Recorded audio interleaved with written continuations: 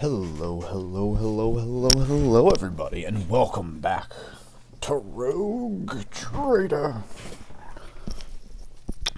Last time, Space Jigsaw. I don't know how else to explain it. Space Jigsaw.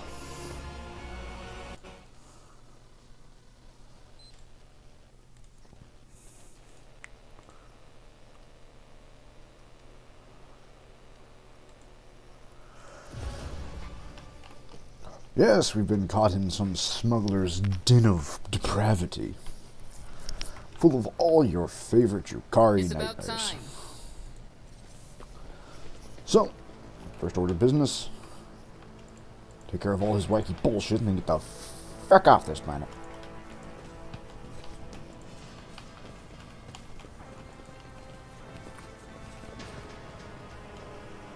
Doubt is for the weak.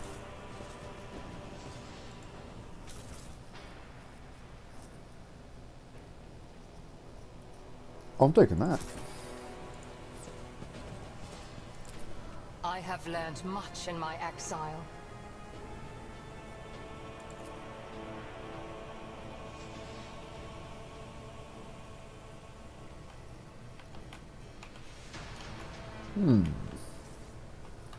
I won't tolerate weakness.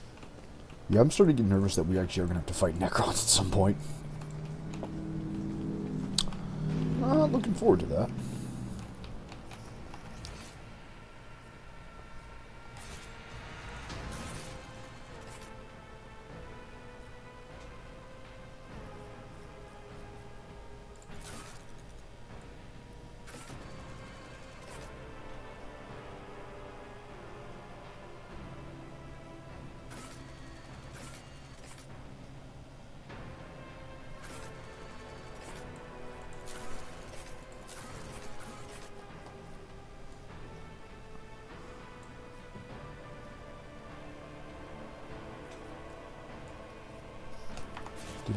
Did I already beat Space Jigsaw?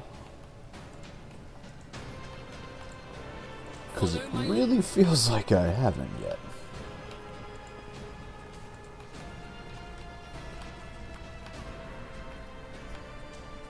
But I guess I did. Okay. Hey, we take W's like that.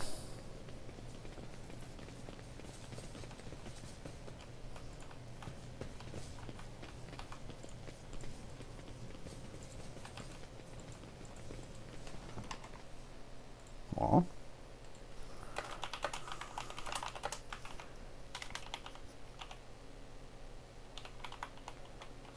Welcome, Kane. Come in. Come in. Come in.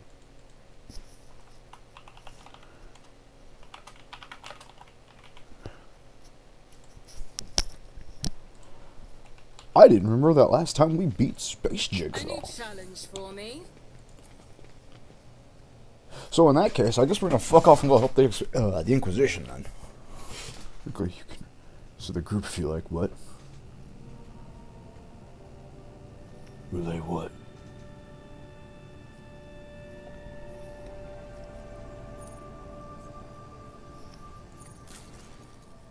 What?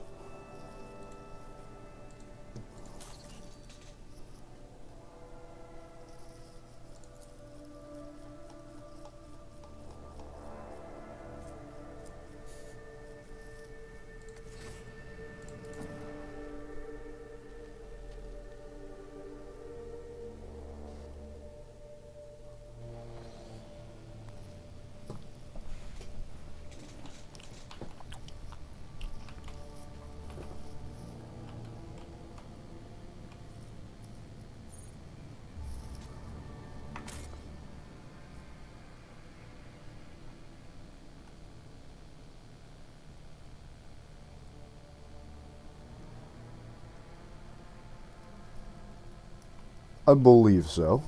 This sounds vaguely, I vaguely remember.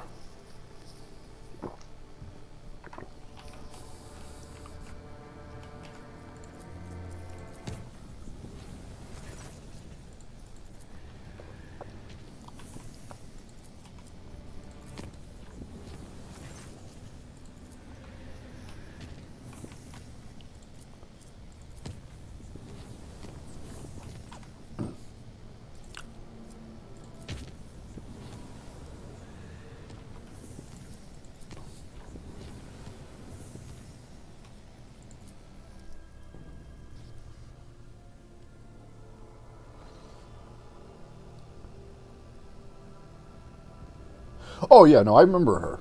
I remember all this. I remember. Oh, whoops. Permission to speak, Lord Captain. The Augur has registered activity in the orbit of Quas Terma, one of the worlds of the Winterscale dynasty. According to their report, the Emperor's Vow, the flagship of the Roadchair Calgos Winterscale, is positioned over the southern hemisphere. Lord Captain. Lord Captain, this is it. Right here, so very close. Quiet whispers, they won't stop. Keep buzzing in both my ears. The little door is somewhere nearby. Justice. There will be no justice.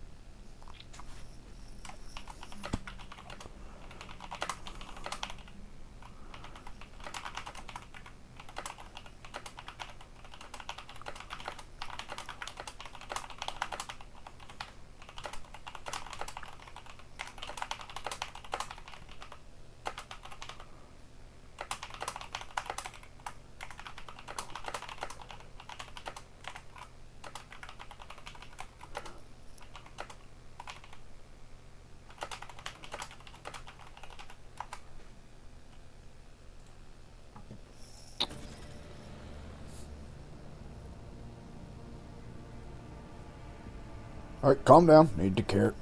Oh, I'm not getting any experience. Allow me to repeat, Lord Captain. The Emperor's Vow, the flagship of the road trader Caligula's Winterscale, has been detected in the orbit of Quetz Temur, one of the Winterscale worlds. What are your orders?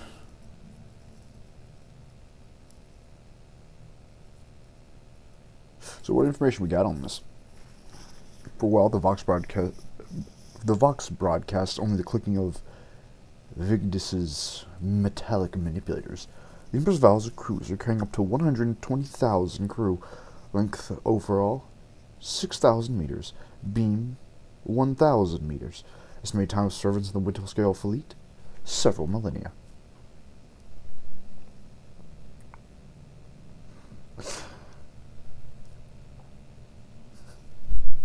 I mean, once you mentioned it, I was like, oh yeah, I remember when she said that. But I thought she was talking about Eliza, so I completely forgot who it was.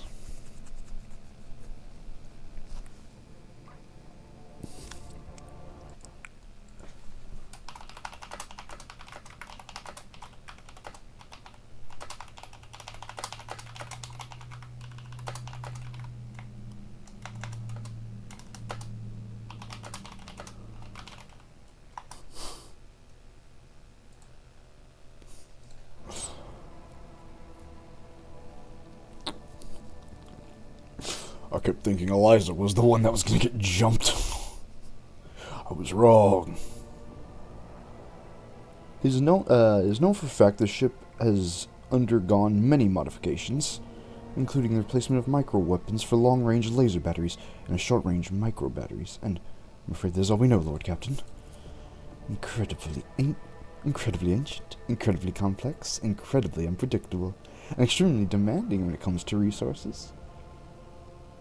Had I been one of the highborn, though unofficial rulers of the Expanse, I would definitely have chosen this void ship for myself. The Iberium of House Arcelia also holds records of the Emperor's Vow. It is its most famous owner, to be precise, Sebastian Winterscale, fledgling rogue trader of great promise. It is not known how Sebastian acquired the ship, but Lord Captain Winterscale used it to traverse the mall and find a new home in the Cronus Expanse.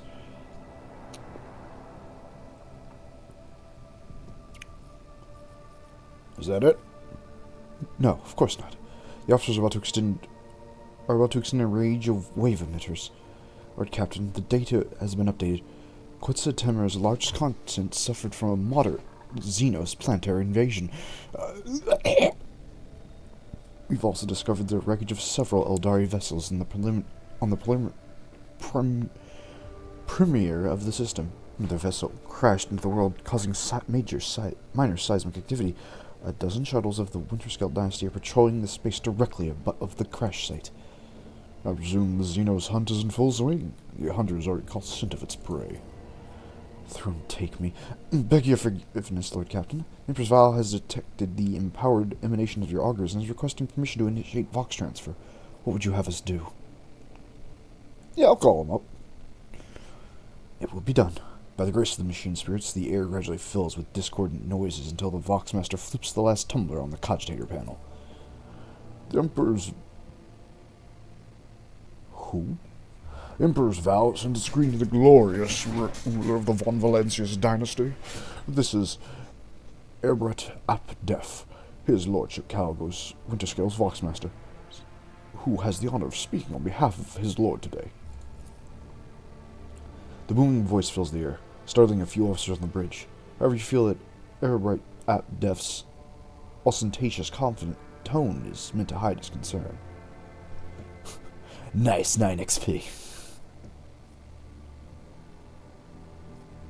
And even the void of the cosmos can hide your anxiety, Airbright. Now speak. By the gold of the throne, the scions of Von Valencius are shrewd to a man. Voxmaster loudly clears his throat, looking for the right words. You see, the Lord Captain has had another heated argument with the esteemed Cindy Cordia, and he had a very good reason for his displeasure. I dare not discuss his lordship's affairs, but I can divulge that we set out to protect the dynasty's rightful denizens from the invasion of the profane Xenos. That is how we arrived here at Quetzaltemur. There is no better hunting ground when you need to cool off your head, I believe the Lord Captain said. We easily crushed the pathetic mockery of a fleet that was laying in siege to the unfortunate world. Of course, most of the Xenos fled, but we did reduce a few of their ships to chum for the void beasts. The Voxmaster laughs cruelly. An Eldari fleet. That means there are more survivors than I dared hope. Elentok, I must go to this planet to find them, to try and save them. Every time we've tried that, they end up dead. You know what? I have yet to save a single one.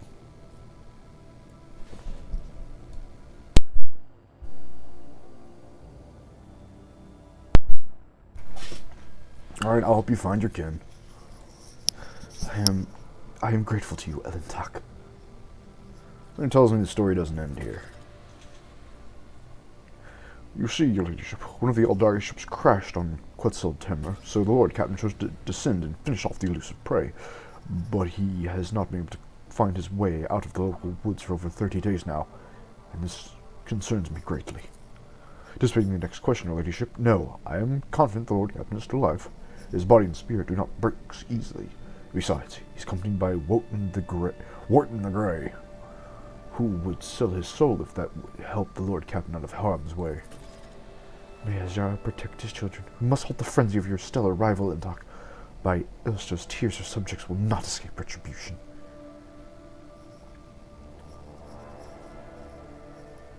Yeah, I'll try to call him up and see if we can solve this peacefully. Elentok, before there's nothing left to decide. So what do you want from me?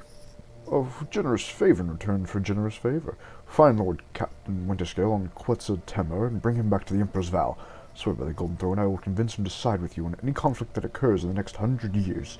After all, I am allowed to make deals on Lord Captain's behalf while he remains unavailable.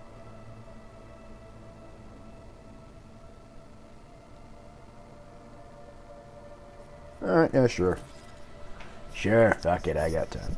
Your ladyship, I bow before your courage on behalf of the Winterscale dynasty. The transfer decree has been signed. My crew will send you the landing coordinates. The God Emperor's grace shine upon you for many years to come. The Voxmaster's thundering voice falls silent, and the machine spirits terminate the connection between the flagship of two great dynasties.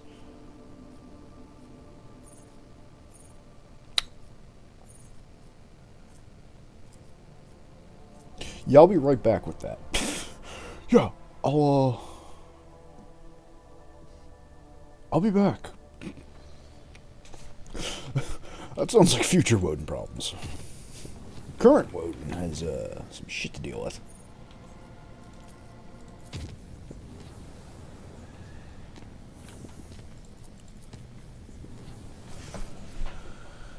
Oh, for fuck's sake. Nice, my crew has been exploding by funny plants. I'd almost be concerned. I'd almost give a shit.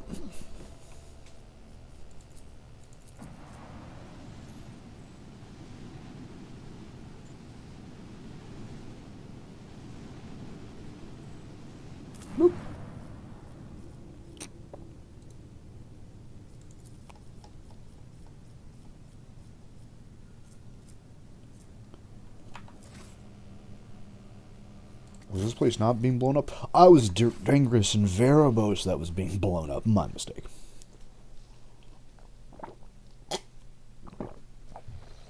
Yeah, after I lit Janus on fire, that pretty much solved all its problems.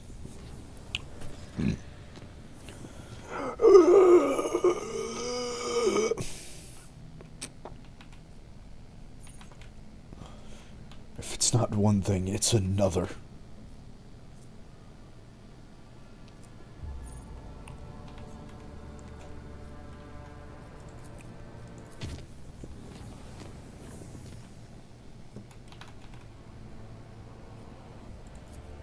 Explosive situation. Explosive.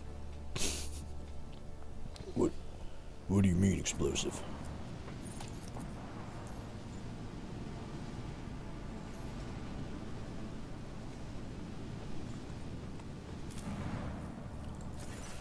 Workers at one of the Protheum stations are revolting because of life-threatening working conditions. They are threatening to detonate the fuel stores unless their demands are met.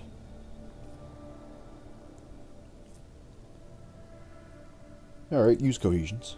The rebels' long list of demands is accepted. The other workers, inspired by their example, now organize strikes of their own. Fuck. Oh no. They're fucking unionizing.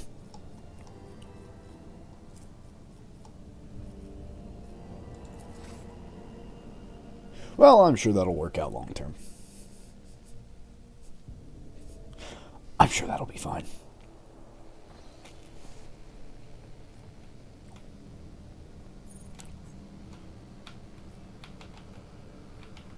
Where's my other planet? All the way down there, huh?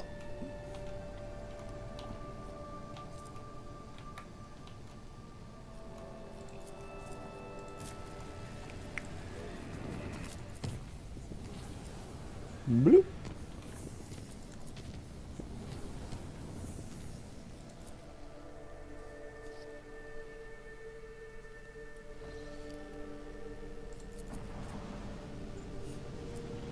That map is fun to navigate. You'd think that. You truly would think that. Not how I've set up this monstrosity. Alright, what do you want? Preachers in the service of House Corda have arrived on the colony. They agitate fiercely before the mob, but unfortunately the planet's officials too often serve as examples of reprobate behavior in their sermons, which begets even more turmoil among the common folk.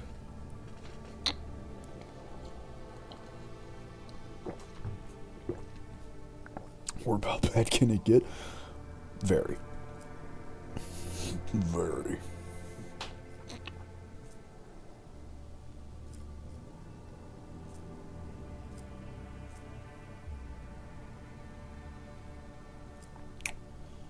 Yeah, fuck it. Turn the people against the preachers. Let's beat up the religious. Incited by the road servants, the commoners attacked the preachers and drove the deceitful lot of them out of the colony. Perfect. Now don't call me again. Ending Act 2. Nice. We're on, I think, Act 4 at this point.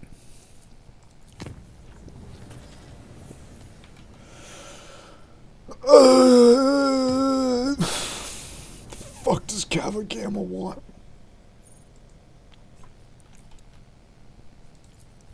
Can't they see I'm busy?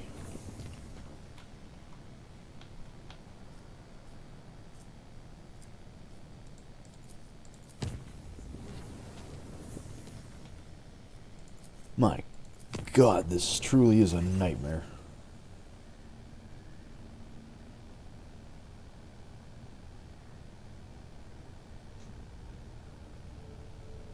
Send in the officers. They'll take care of it. Several teams that have invaded, blah, blah, blah. Yeah, they're fine. Well, Tugmatic, I saw too many war crimes in his name. Woden has currently been, well, you can tell where she's been skewing. And don't ask me where this 5 heretical came from. I still don't fucking know. I still have no idea where that came from.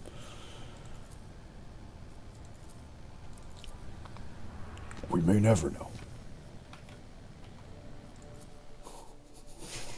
I don't know what I did, but I fucked somebody up, apparently. Alright, Fellstone, what do you want?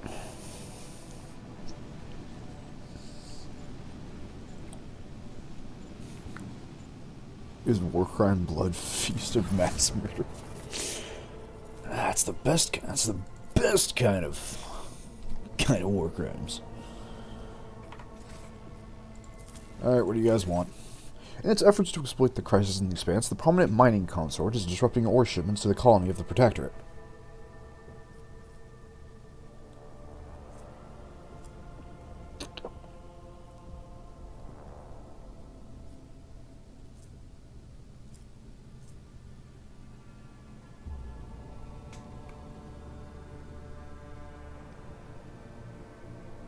I'll secretly support an uprising, why not? Unable to restore order, the consortium breaks apart. Most of the splinter enterprises enter into the contracts with the rogue trader. Damn right they do. You better fucking learn. Don't make me come back here.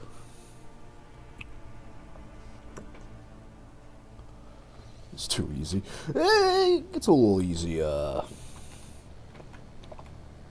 pretty much no matter how you do it. One good weapon, and I promise you, I will take that. That shit will see me to the end. Yeah, something willpower.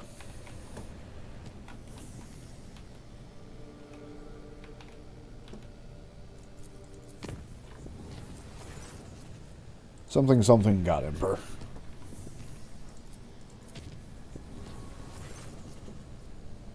Yep, loading bay 7, very good. Good. More people suffocated by random warp entities. Very good, very good.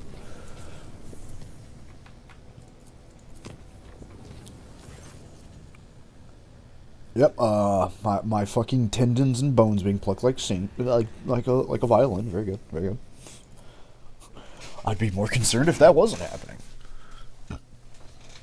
Priest in the Storm, Flamer, and Melta-Focus. I think I just made a noble because I thought it'd be really fucking funny to have Woden be a fucking noble and just never act like it. Alright, what happened? One of the workshop has fallen to corruption. Of course it did. The machines within disassembled the surrounding mechanisms, swallow workers whole to construct repulsive amalgamations of metal and flesh.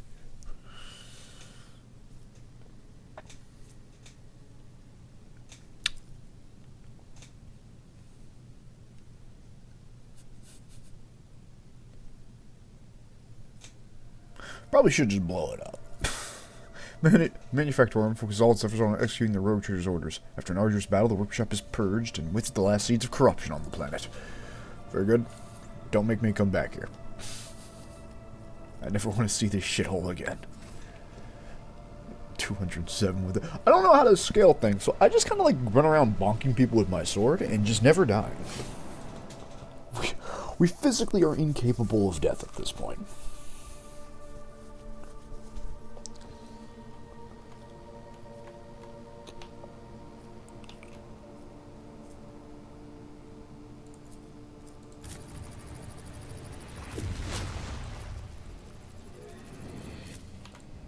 Bloop.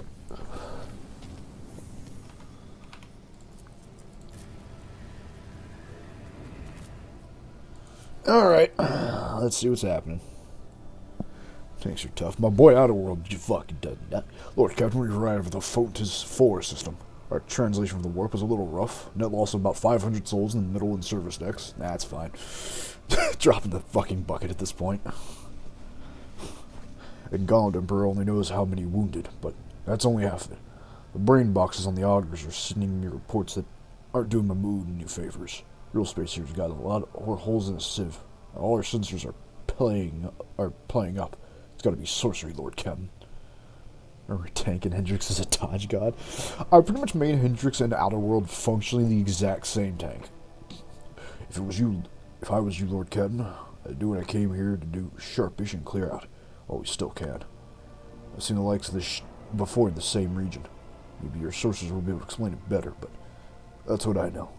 Shit like this never ends well.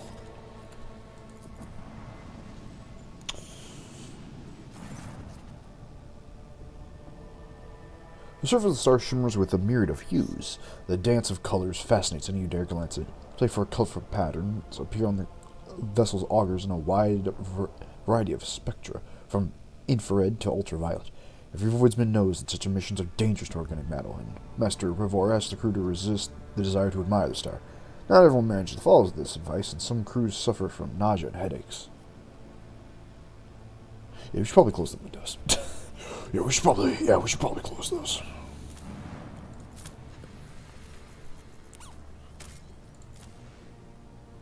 I don't even need more promethium. But I mean, what the hell else am I going to do with my 400 extractiums? Boop.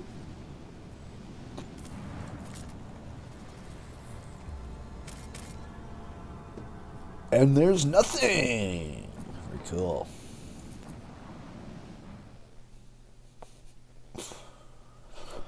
Epic stuff, game.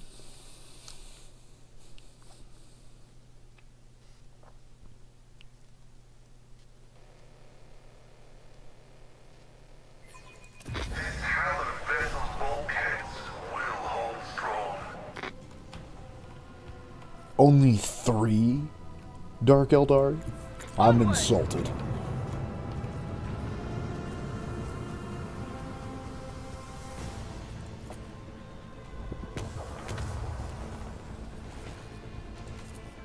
This one's going down. Set the course. Macro cannons fully. Well, I've done all I can do.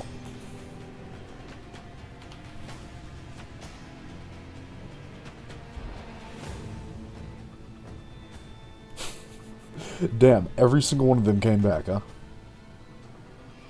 I thought the Dark Eldar were supposed to be scary. Eternal fires, warp drive damage. Yeah, very good. Very good, gentlemen. You may in fact get a pay rise from this. Bleed them.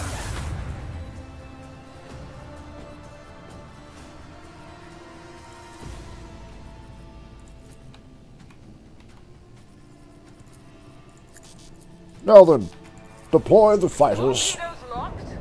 Sorry, annoying nuisance. Another Yeah, but at this point my ship is still fucking heavily stacked. It doesn't matter. It don't matter. None of this shit matters.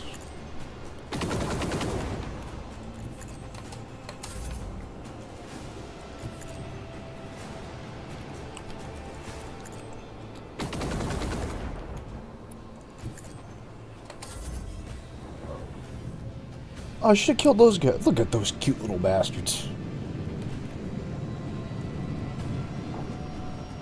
They actually think they're intimidating. Oh, cute.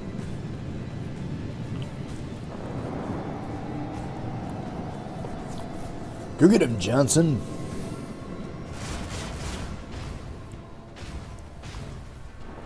I didn't expect much better, Johnson.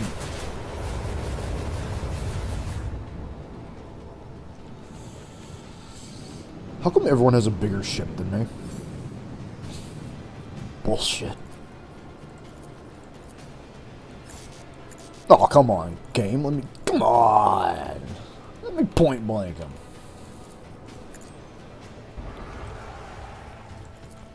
Torpedoes locked. Come on. This one's going down.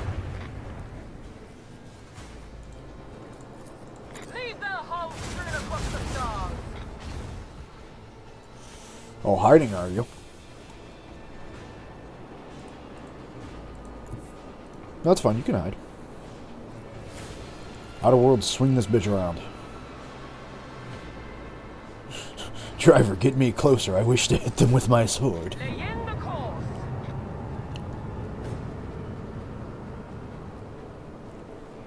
Let's see, how can I do this? Yeah, fuck it, just board him again.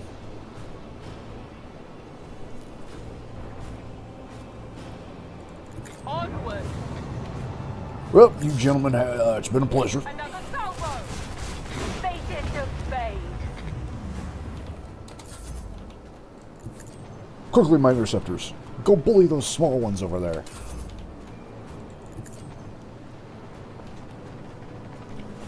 I've been playing Battlefleet Gothic recently, and that... God, seeing these fights like this, I'm like, man, I really want to go play some Battlefleet Gothic. Too bad I'm shit at it.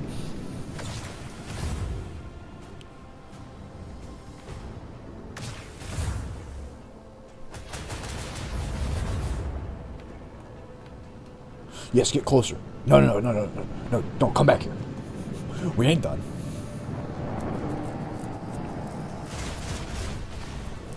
You're more like the tabletop rules. Yeah, I figured. But, damn. I want to know why I don't have a fleet. Like everyone else, every other rogue trader out here is like, yeah, man, I got like 400 fleets out there just doing their shit. I'm like, I get one ship. And I had to bribe someone for this thing. Bullshit. Board that guy.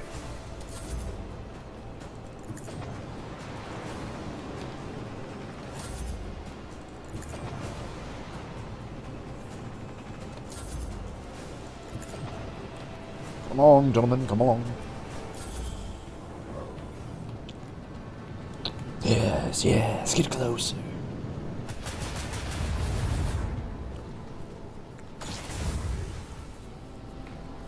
Oh, don't run. You'll just die tired.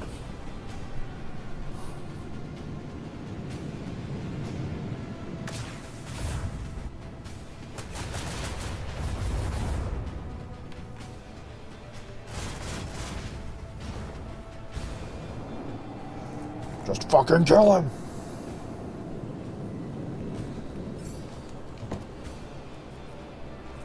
How much I want to ram him. I never get the opportunity to ram anyone.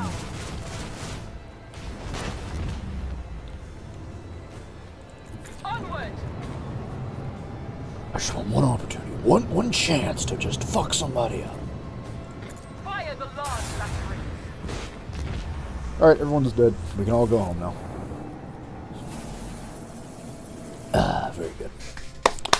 Alright, cleans that up. True, I've never rammed it. I think I ran like 2 guys this entire game.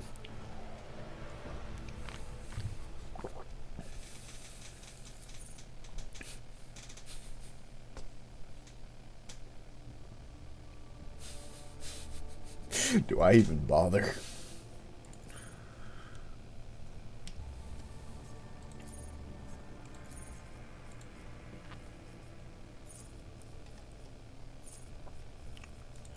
Steady hand 2. Alright. I still can't upgrade this baby. Nope. Speaking on it.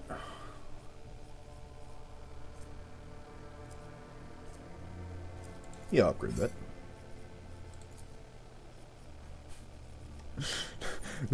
Is anyone better at boarding? No? Okay. Boop.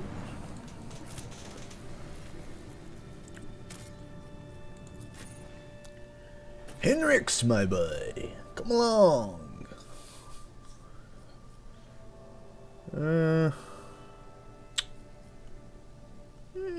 Yeah, this team's good enough. This team's good enough to fuck up some Drakari.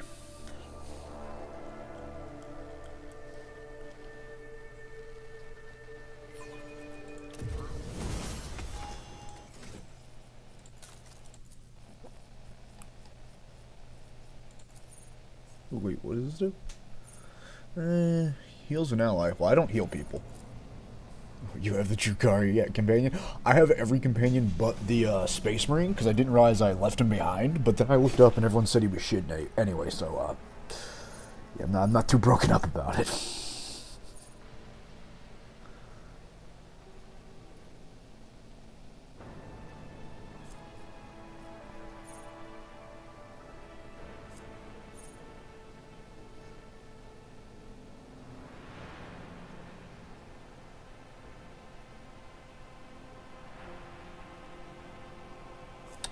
Ulfir, yeah.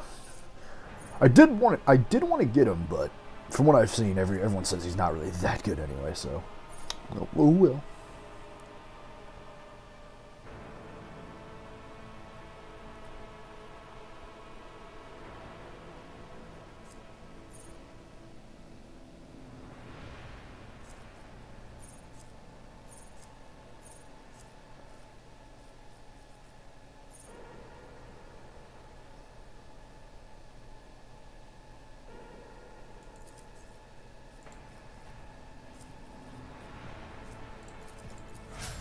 Darky should be the most powerful. Yeah, that's what I thought too. But like, apparently, the reason people say he's not really that good is because by the time you get him, everyone else is fucking stacked, and you barely ever get Astartes equipment anyway. So it's like you can't even really do anything. Like from how everyone was talking, it's just like you just don't really get anything for him because there's not really many Astartes gear to get until you get to like one group. So, I'd basically just have a guy I'd never fucking use. Egg,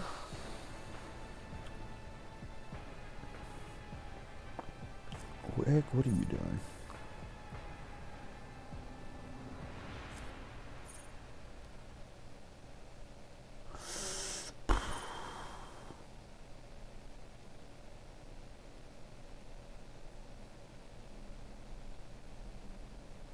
Oh, yeah, that'll work. I like that.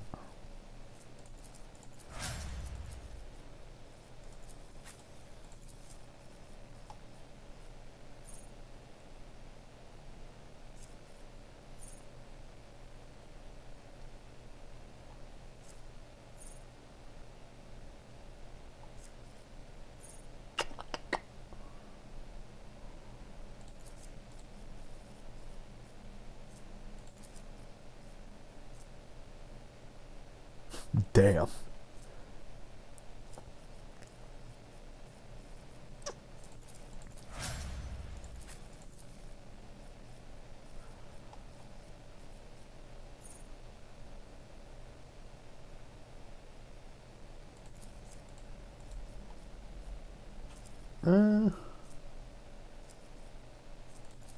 Might as well give toughness.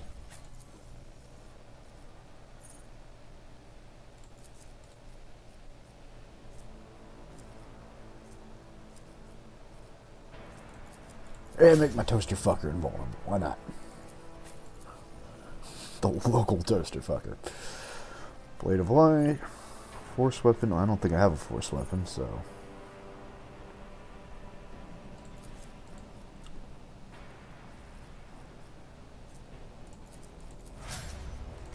Alright, cool. Now. Time to get to work. Awaits.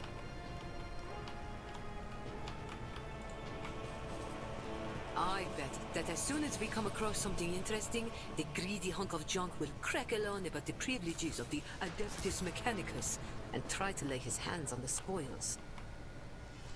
I am judging and disregarding the statement of the unworthy thief who has disrespected the privileges of the Adeptus Mechanicus. Damn, you gonna let him disrespect you like that, Ja? None shall Personally, I stand in would, my way. but... The sentry rubs her eyes and gulps at you. One half of her face covered in a bulky, rusted augment of unknown purpose. You came to rescue us. Praise the God Emperor it reached you. The sorcerer's message reached others like him. May he rest in peace. We are most honored by your presence. Please, come forward, quickly, out of the darkness. Those creatures came from the dark, you see. Not for much longer. Not for much longer. Now you're ill, and the mistress, Lindenhart, has already found a way to help us. Henrik's dourly listened to the sentry's speech. He takes a few steps forward and intently peers into her face, and the woman freezes in fear. Henrik scowls and cuts you a glance. We need to hurry. You know the wavering lumens. You know something strange. The slightly skewed proportions, the almost indiscernible asymmetry of her facial features. Looking at the other sentries, you notice the same oddities in their faces, too. And the fact they're all wearing the same strange ramshackle implants, which are clearly not combat medics. Noticed, have you? Don't jump to any conclusions. It could be a local genetic anomaly. It could be something else. Can't say for sure. Yet.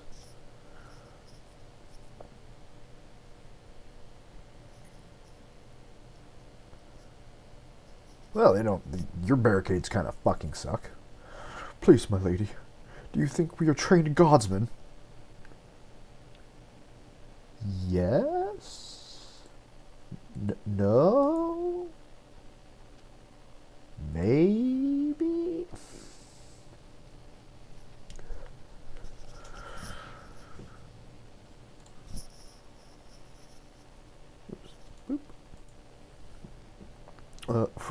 We're from the expedition convoy. We lived here for generations, and up to now, the God Emperor has guarded us from misfortune. But we have to fight. Survivors have all gathered in the tunnel. We're handing out weapons we have, but how is this supposed to help us against the butchers when we don't always know how to use our weapons? So what's happening on the planet? It's terrible, my lady. I don't even know how to describe it. It's been It's been a few months, probably? A few months of being plagued by the sorcerous beasts. And as soon as night fell, they came, creeping out of the shadows, black as soot. There's no stopping them. The only thing that's working so far is keeping the fires burning and maintaining a constant watch. But even with that, the creatures drag us off in ones and twos the second we drop our guard. Sorcerous creatures from the shadows. Could they be demons? You've explained the presence of warp anomalies in the system. A local breach? Well, I know of other creatures from the shadows, Master Von Calyx, and so do you. The Exalted One has granted you extensive knowledge of Xenos and everything related to them. The poor soul's description sounds to me like the mandrakes that lurk in the webway. I don't know why you didn't come to the same conclusion yourself. A historical look seems we found who we're looking for. Mistress Heart, my lady, we wouldn't have survived without her. It just so happened that she was here on a local excavation when the monster started appearing. We've been losing contact with the other sites on the planet since then, like candles being snuffed out, one after the other. The rest of them must have all perished, but we're still here, holding on. Mentioned an expedition? Yes, about 30 years back. We were brought here with a load of clever people from some high-up adeptus or something or other. We've lived here ever since. I've raised 4 kids here. 2 died at the excavations. 1 was taken by monsters, but my youngest is still alive. What a life. Dragged to a plant in the middle of nowhere, dumped on a worthless excavation site that everyone else has probably forgotten about a long time ago. 3 out of 4 children are dead. Excavations. Perhaps the expedition, or rather its objectives, or what Emmeline was interested in. Of course, the easiest option would be to ask her directly. I want to see her. Mistress Luckenhart is inside, in the pit. You go on. Don't be afraid. She will be there to greet you properly. We'll stand guard. Thanks be to the Emperor for delivering you to us. I'll lay claim to the stars. Yeah, Woden is the greatest thing since sliced bread. Thank you. The machine god grants me insight.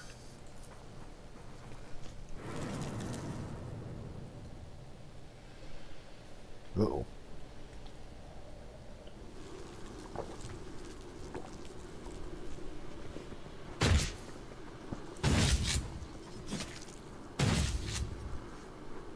I think we should get inside now. I'll wipe you from the face of the galaxy. Or not.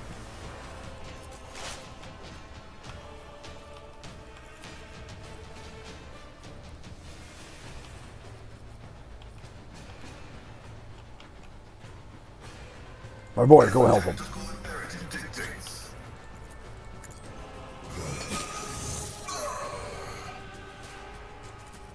Request approved.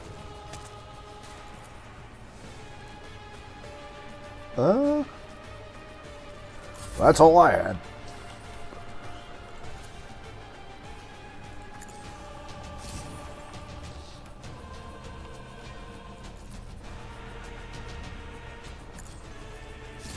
Carlet, we're holding here.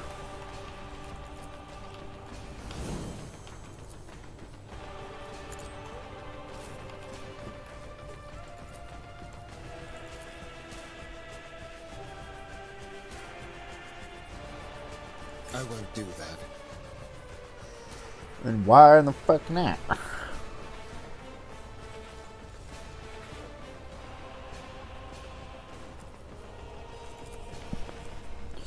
Oh, because I have to already be on fire. I kept wondering what this power was for. But of course, Lord Captain.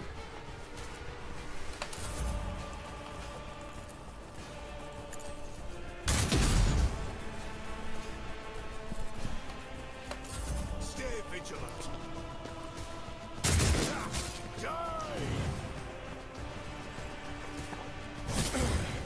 Focus, Bancalox. Focus. I keep really hoping they'll just, like, kick one of you guys. They never do.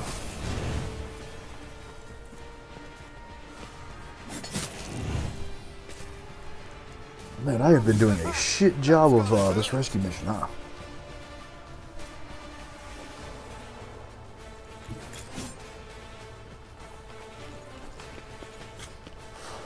Rescue mission could be going better.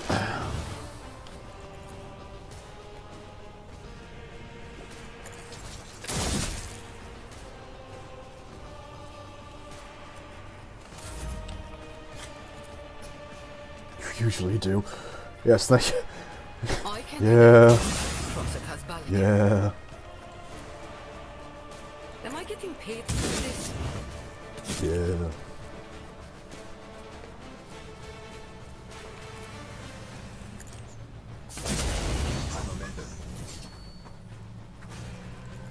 You've got a problem.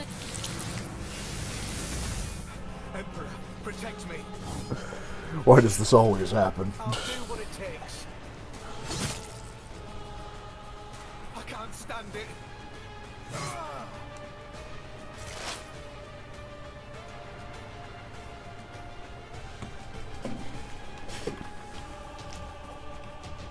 I move as if unseen.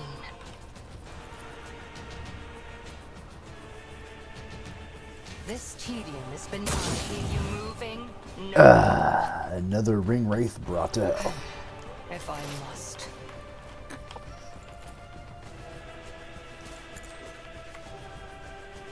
My tactics are flawless. All too easy. Nothing I can't. Ah! Another clean strike. Watch and learn. Boom.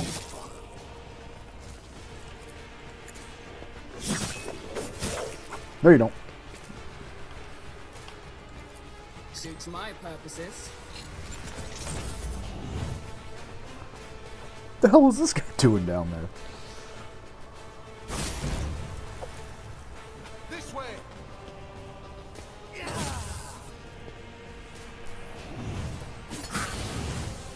Well, that's another guy I failed to save. I won't object to it.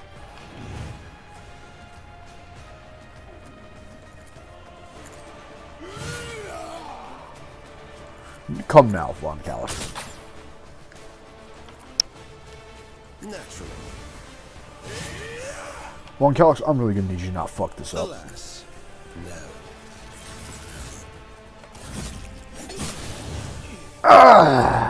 More people I fucked up saving. I can get one of them out at least. I can get one guy out at least.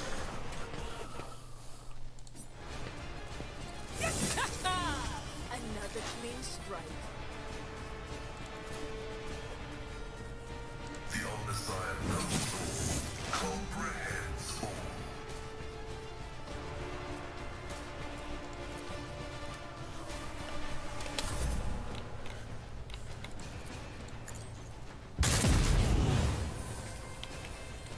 That's one.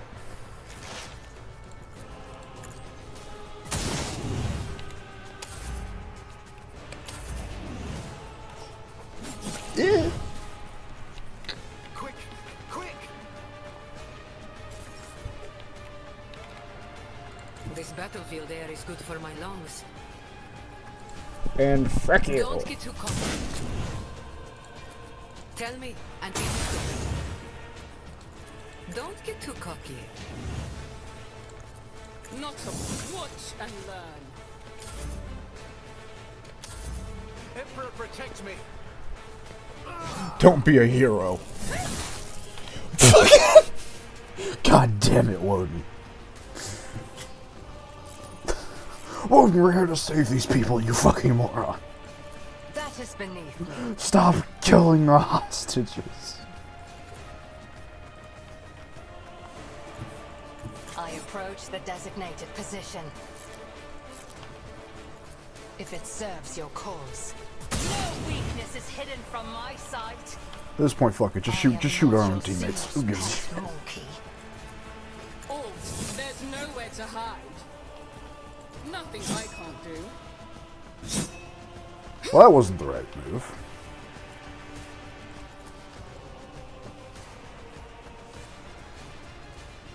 Yeah, well.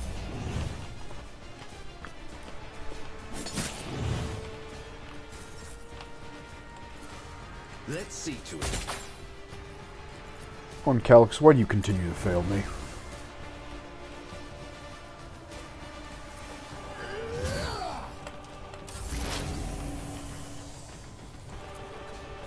Running by narrative.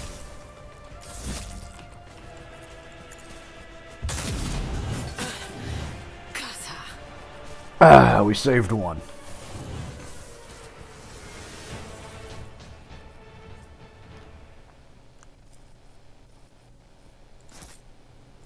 So, Von Calyx, you need a better gun, my man.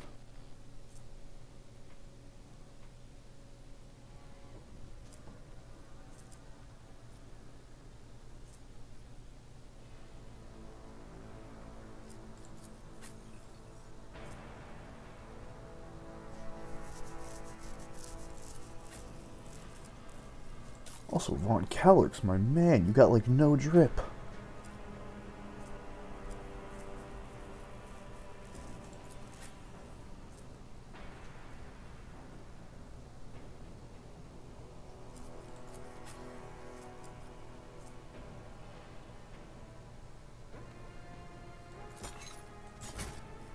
There we go.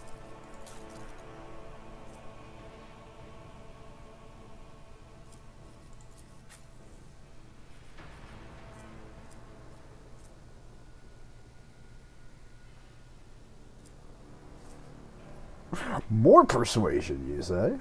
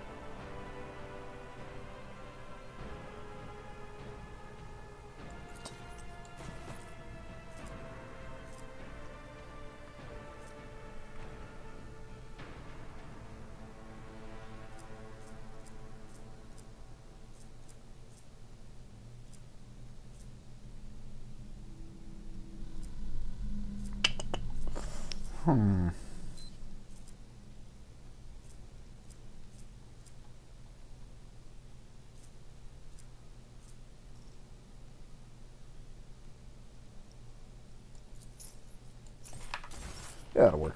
I'll take it from here. It's about time.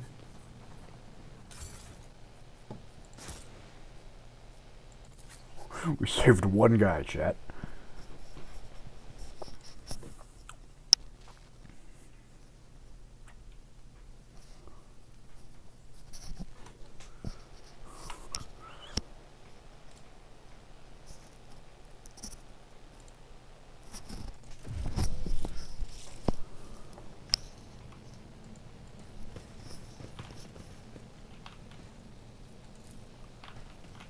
I did fine.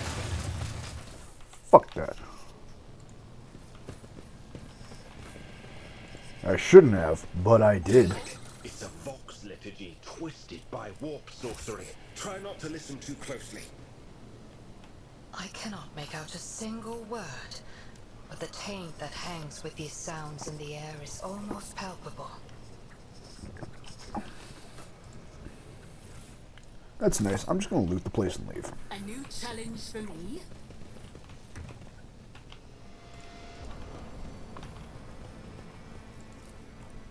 Did you hope to see an Azuriani fail? Yeah. My success is an irrefutable certainty.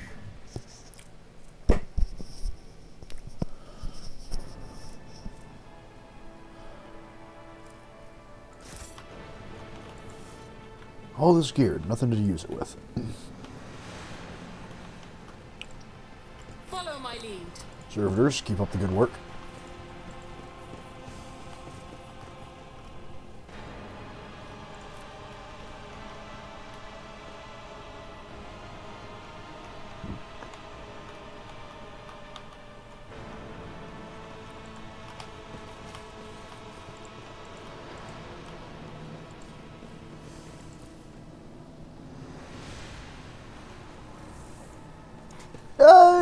Have I come here to save you all? Theoretically.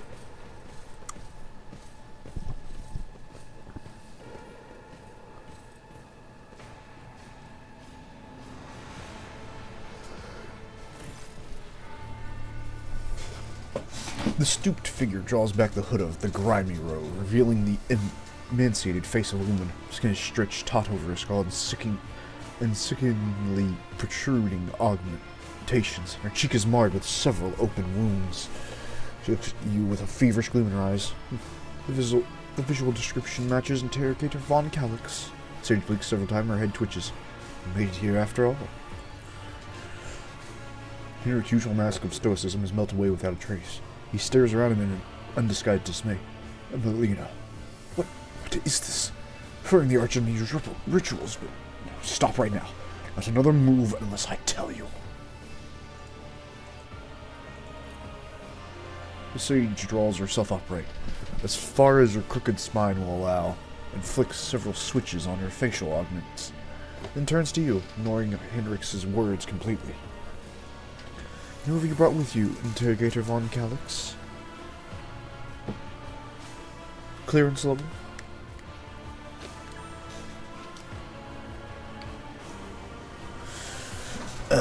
Name's Lucy Wood and Mist Von Valancius. Agreed to help you at Henrik's request.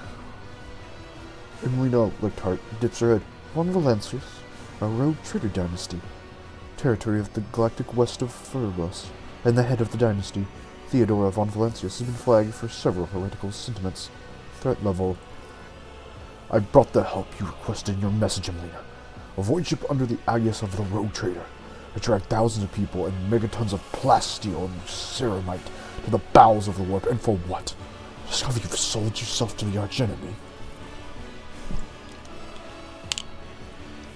You're drawing conclusions based on incomplete knowledge of the situation, Interrogator Von Calix. Your judgment has been impaired. Rex, why is Emelina addressing you in this strange way? I expected that Emelina has chosen to seal the memory block containing data of a personal nature. She does this whenever she is concerned that someone might try to extract information about Kalakazar's Keratom from her. Sigma Prosperity. The resistant block you are attempting to access has been repurposed. Now contains knowledge of the rituals performed by the shamans of this place. My standard working memory alone was insufficient to record all the nuances I discovered in my research. And later, you deleted all of the data about the members of Kalazar's unit? You wiped us all? Of course not. I retain a portion of the reminiscent block's data relating to the operational significance of the Lord Inquisitor's units. That is how I was able to recognize you, Interrogator Von Calix. Jay looks at Emelina, then Henrik's, then back at Emelina again. She opens and closes her mouth a few times. The only thing she managed to say is the stifled voices. I'm sorry, Shetty. What's happened here? I came here on the supreme directive of the Lord Inquisitor. An Adeptus Historica mission has established on Proton 4 to study the origins of the civilization that once inhabited this planet. This world was once settled by humans. The mission aimed to discover which colony ship came here and why they disappeared.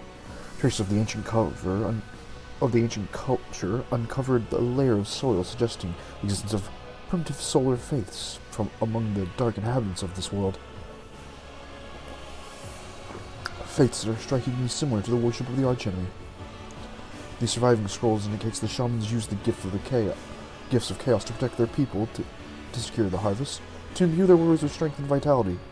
Yet this culture persisted for thousands of years. I was categorizing data when the attacks began at one of the remote outposts, and you recognized the enemy by their tactics, Drukari. They chose an unremarkable, defenseless world where the night lasts half the year. By the time 5 outposts had been swallowed by the darkness, the last astropath had been torn to pieces. My calls for help to Kalzer's unit had gone unanswered. I realized that no one was going to save these people, or this knowledge. And so I put knowledge to use, for the good of humanity.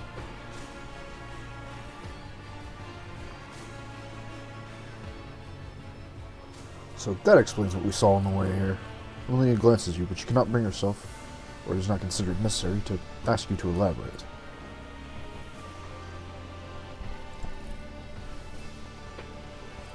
I'm sorry I asked, but what are you trying to achieve here, Emelina? The ritual we interrupted, what was it supposed to do? It will rid this world of its half-year-long night and the mandrakes of their total advantage over us.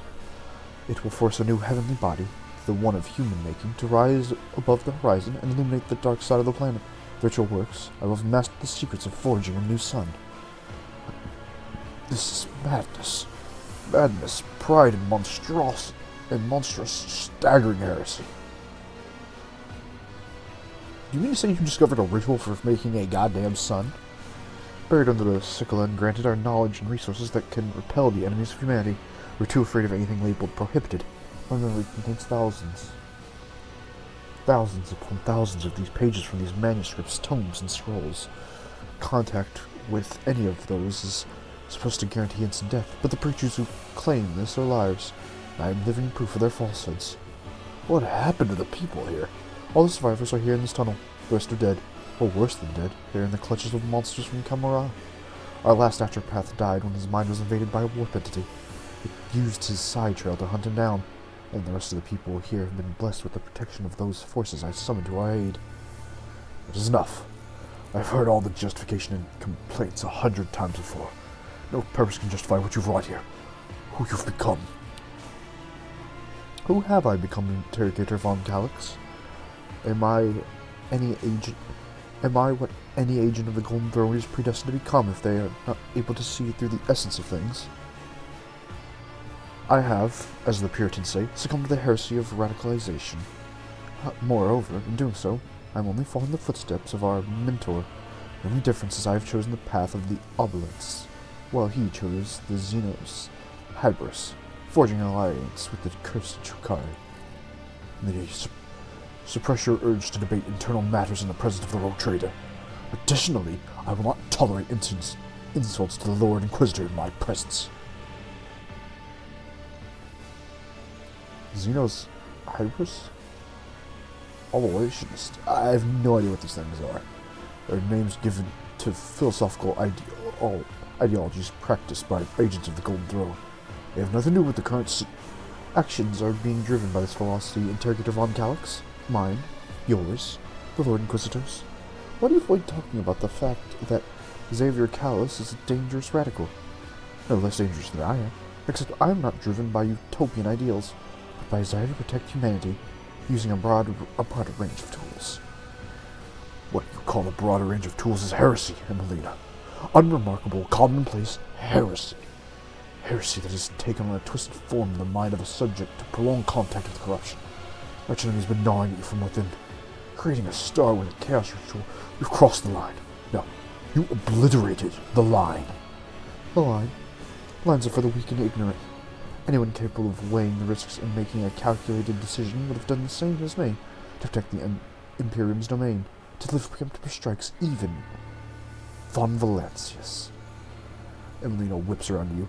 You are a simple mortal endowed with huge power and privilege, ruling over worlds and holding millions of lives in the palm of your hands. Tell me, would you have done the same thing in my position? Probably fucking not. blinkered vision and narrow mind. A warrant of trade in the hands of such a person is a dangerous prospect indeed. Emelina shakes her head spitefully, her eyes filling with blood. The new one to answer my call. You turned out to be a brainwashed pawn. I had not factored in the possibility of psychological dependence. Calcazar can be persuasive, especially to those who depend on him. Favored sorcerer. A Casablanca renegade. Oh, yes. Interrogator von Calyx, Xavier Calazar's stalwart little soldier, who will die just like Tanakia. Emelina Ion Lichat. Henrix begins, stiffly formal before breaking off. Tanaka? What do you know about Tanaka? Emelina shakes her head. You don't even know what fate befell her, do you?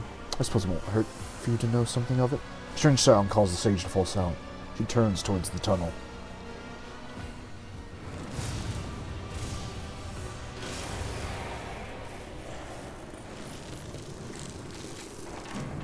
I wouldn't stand right there, buddy.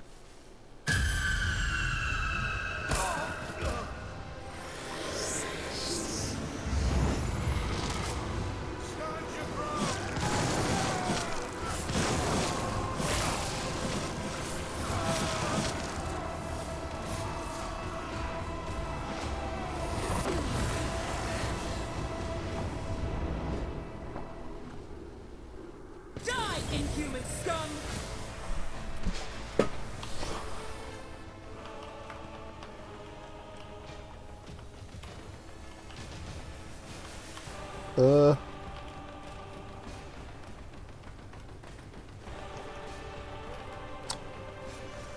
Well, shit. Once again, I have failed to save fucking anyone. I'm not good at this whole, hero thing.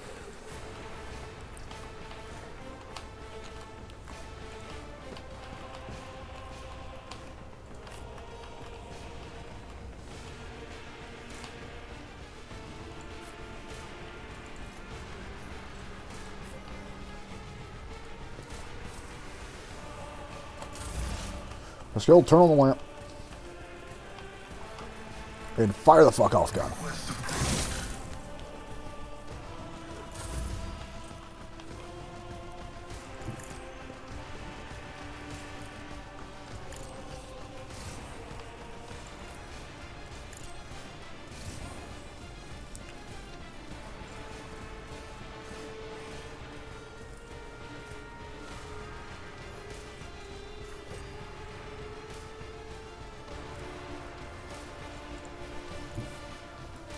No. Actually, do that one first. And then give that to her. This tedium has been another soul slips beyond Damn. the veil.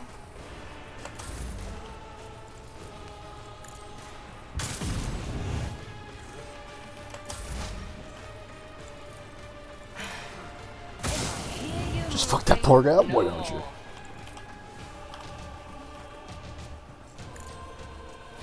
Weather the storm!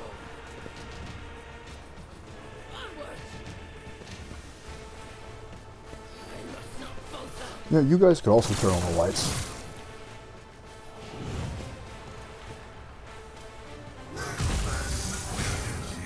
Your life is a negligible variable.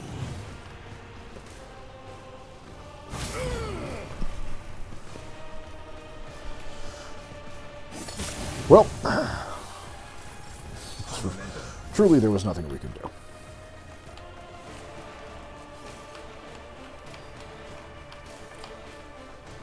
A moving target lives longer. You've got a problem. Jai Haydari. Remember the name. Suffering is part of the trial. Am I getting paid? Whoa! I want a medal for that one. Feel free to die at any point. My vow is of significant value. The fuck is this dude made out of? Titanium?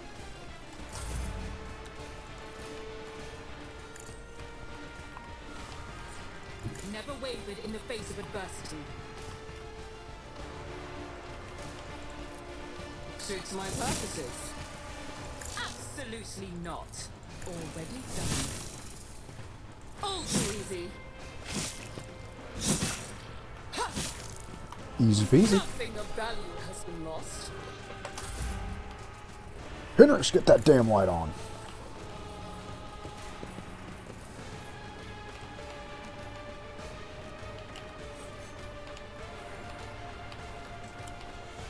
Okay, cool. Who's left?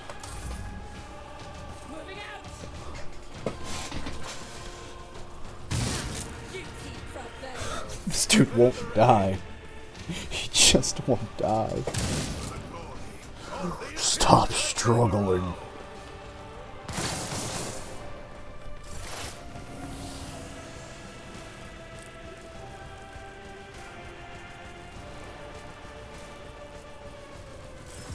Shit. Turn that back on. Huh.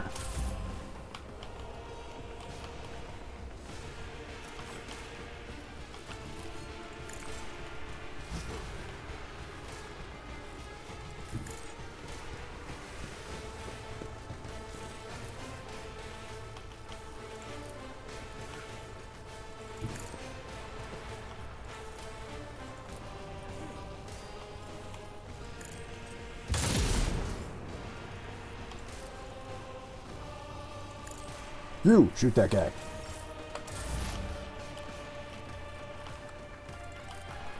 I am not your zeal, ancestors. Guide me. My God, you are a If it fucking serves sturdy your little cause. shit, aren't you?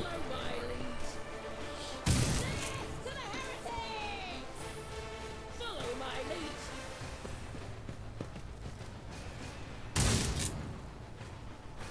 Weather the storm. Stop hitting me! Ahmak! Finally, he died.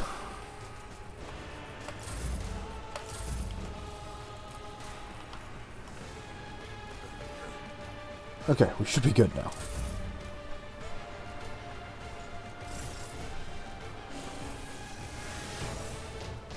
Wasted all my work, all my preparations, for nothing. Emelina Ion Lichtenhardt, in the name of the Inquisition, you are hereby removed from your post and expelled from the Holy Ordo. Nurk's eyes are fixed on Emelina, but she does not look at him. And the interrogator turns his gaze to you. The fate of the fallen members is a matter for the Oreo. Heretical archives and artifacts obtained in excavation and other assets in Lichtenhardt's possession are hereby declared the property of the Holy Inquisition. However, it is for the rogue tree to decide what becomes of Photon 4 and its people. What is your verdict? What will happen to... What's going to happen to Earth? The archive will be destroyed to prevent this situation from ever reoccurring. And Melina is my responsibility. What would you advise? This role has been compromised. Any attempt to assess the degree of corruption will necessarily be based on weak judgment, vulnerable to doubt and sentiment. I would get rid of the planet's population.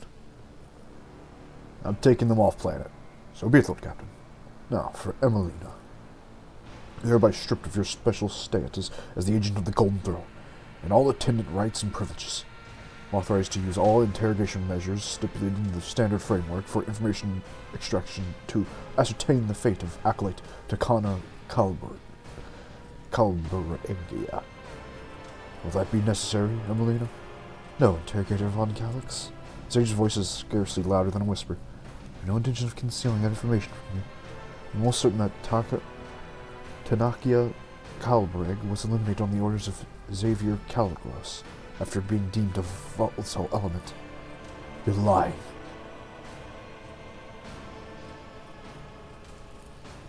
I saw one of the Calicazar's documents when I received my new orders. Only a fleeting glimpse, but my memory is like a picture recorder. It's long enough for the contents to be imprinted on my mind. I do not know the details, but the document itself was an interrogation transcript, with the final annotations indicating the removal of the person from the retinue. And we both know that when someone leaves the Lord Inquisitor's retinue, Interrogator von Calix.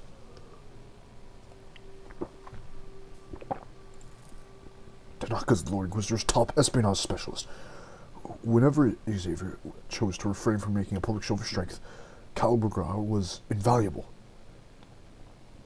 Why would he do this? Emily looks at Hendrix, her eyes full of despair. I do not know, Interrogator von Calix. Just as I do not know why the Lord Inquisitor sent me to this nondescript planet as soon as I voiced my concerns about his methods. Just as I do not know if I should blame the warp for the lack of responses to my calls for help, or if Calcazar prohibited the others from answering. The nature of her mission, and of Xavier's true purpose here in the Expanse, was likely why he buried the secret, and Tanaka along with it. The operational data indicates that you are the retinue's primary torture specialist, Interrogator von Calix. All this time I thought you were the one who conducted Tanaka's interrogation, and one of the reasons why I destroyed my personnel block was to ensure my own intimates would not prevent me from thinking rationally when I next encountered you or Caligar's other servants. Hendrix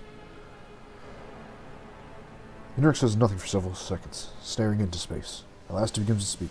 Emilia, I know, Lichtenhardt. I know, Interrogator von Calix. I know all the procedures used on compromised sages. Interrogation, unsealing of reminiscent blocks, but before we begin. She stands up, straightening her spine as much as she can, looks into the interrogator's eyes with a weak smile. I thought Tanaka was your doing, but your reaction has revealed the truth to me. Hendrix. It was Hendrix, yes? There's a subtle shift in Emily's voice as she sounds older. Wiser. You should know. Sorry to have forgotten. Hendrix stares at the sage, says nothing, then looks down and mutters something too quietly for you to hear. Thank you for assistance in solving my problem, perpetrator.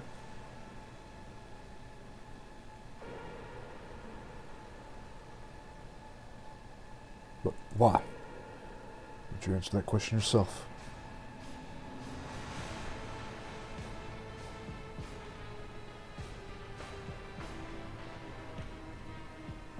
Wait, what? Was he supposed to shoot her or something? You didn't want her subject to your standard procedures, at your or anyone else's hands? You really think my actions were driven by such sentiment? Hendrix briefly studies you intently. His face is difficult to read, but one of his eyes spasms briefly just before he turns away. We're finished here. The planet will be designated unfit for further use. The risks are simply too great. It'll take a few hours to deal with the evacuation site and what the diggers found here, but it will not delay us. When we return to the ship, find a minute to speak to me.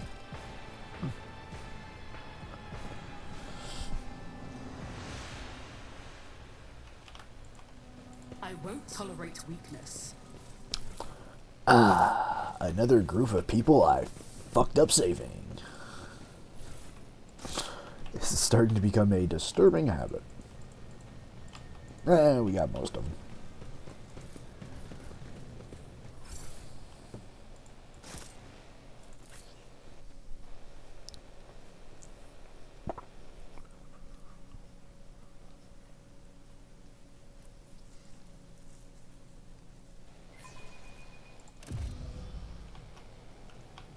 The one digger. The one digger who lived.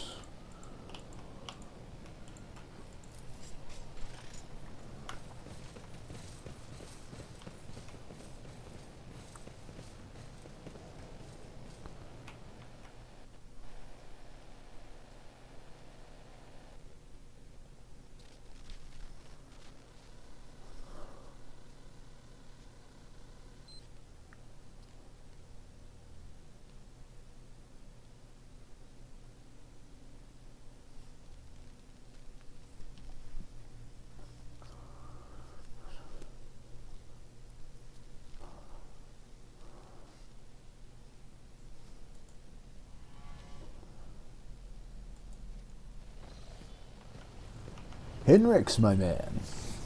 Lord Captain, I thank you for your assistance with my mission. Thanks to rogue trader von Valancius, the Inquisition has stopped the enemies of humanity, even those hiding in its own ranks. On this occasion, I will no longer be making any claim on your time or resources. Everything Emelina said, should we be concerned about it? It is dangerous information, but you are already too deeply involved. In the Inquisition, there are two main philosophies, Puritanism and radicalism. The adherents of the former are conservatives who strive to follow the letter of inquisitorial doctrine in all matters. The radicals are more pragmatic. They believe that the end often justifies the means, and they use tools that a Puritan would condemn as heretical. Emelina used the powers of chaos to gain the upper hand against Xenos. I touched a cogitator built by cultists to learn its secrets. None of us is pure. Xavier. The craven-hearted say that the career of every Inquisitor ends in either death or heresy. The Lord Inquisitor has borne this burden longer than any of us. It would be naive to think that he had only ever used Puritan methods, and even more naive to suggest that such methods have in any way weakened his loyalty to the God Emperor. And that is all I will say on the subject. You killed your colleague. Cold blood. Does that surprise you? It shouldn't. This is not the first time, or the last, I fear, that I will cause the death of someone close to me. There have always been reasons for it. Sometimes the reasons are dictated by duty, sometimes by my own personal volition. So what are you going to do now that this is I done? will remain part of your retinue. That will not change. I will continue to accompany you until I receive orders to the contrary from the Lord Inquisitor, if ever. Who knows? Perhaps one day my journey will end like Emelina's, but that day is not today. Well, I gotta take my leave.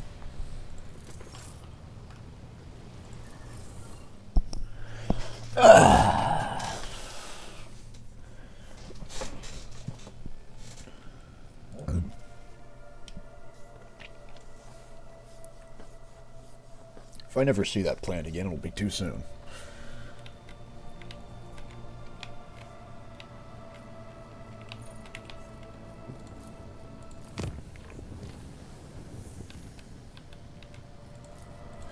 Alright. Yeah, something about insect creatures.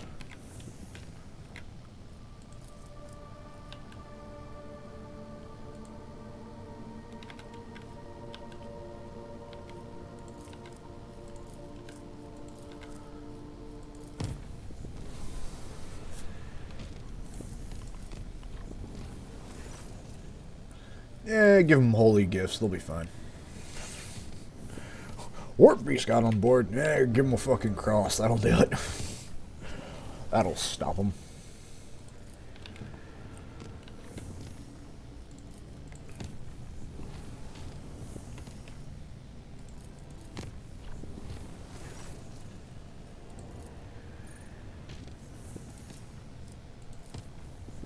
Bloop.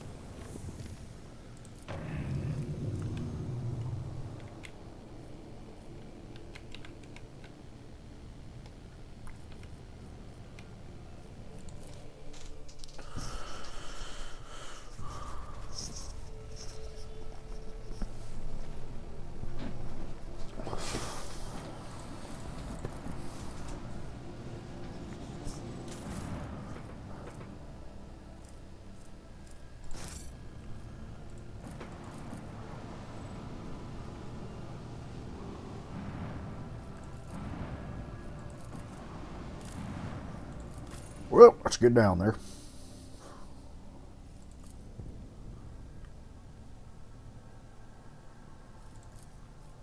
Yeah, this should go good. That's for my Dark Eldari, too. Yeah, it's really just make sure nobody knows what I'm fucking planning.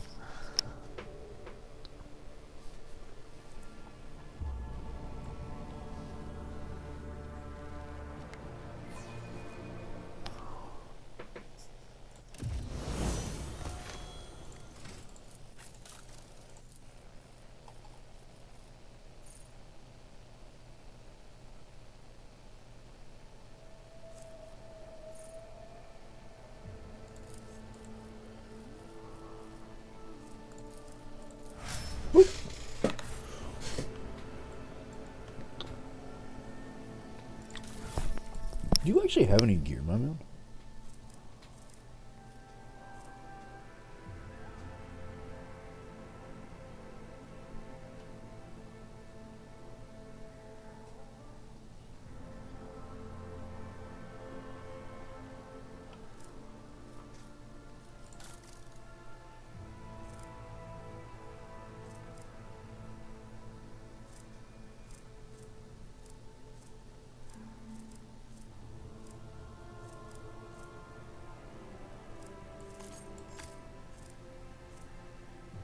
Take some grenades.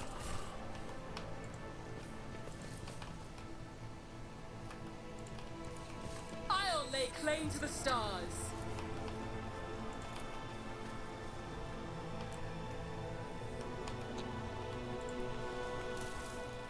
That just say botanical level, threat level like.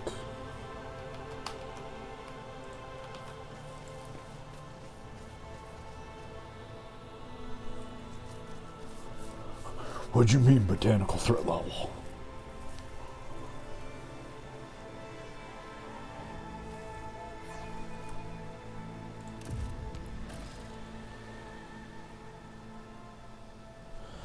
The shuttle disappears in the wild vegetation of this island. Several hours pass before the road trader finally admits that she has been aimlessly wandering around in circles. Any attempts to go back on track by retracing her steps have failed. Fox communications can't reach the ship. Now it's clear how Calgoth's winter scale could get lost in his own world.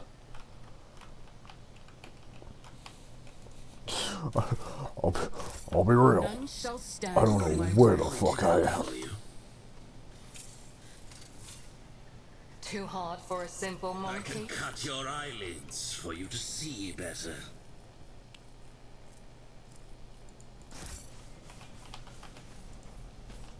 I caught sight of something.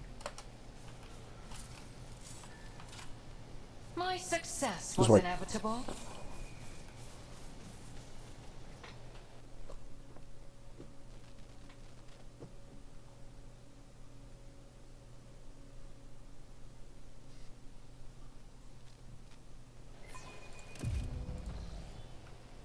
The forest height lasts an entire day. The golden rays of dusk, the road trader sees a small hill crowned with an aquila, double-headed eagle totem made from the plasteel and rock creek components of an ancient ship. The foot of the hill provides much less scenic view, however, soil stained brown with all the flesh smeared upon it, contrasted only by the white specks of bone shard mixed into the dried-up bloody mass.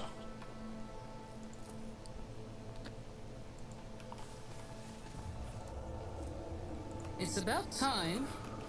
I don't know where the hell I am.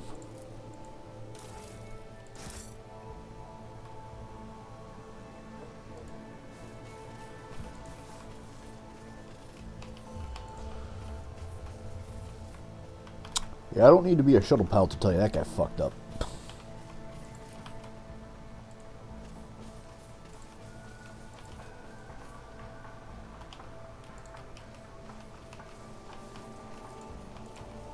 Follow my lead.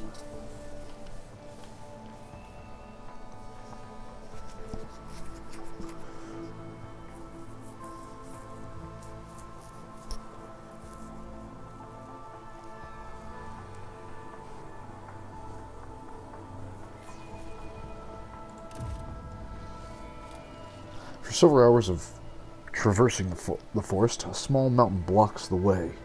Something about the pattern on the stone seems wrong. A few months later, it becomes clear that there are cogitator parts glinting at the base of the mountain. The machines appear to have grown into the stone itself, along with the dirt and grass, with the only proof of their artificial origin being the occasional flashes of lumens powered by some random unknown impulses. A carcass is lying on a flat stone nearby, cut open in sacrifice to an unknown god.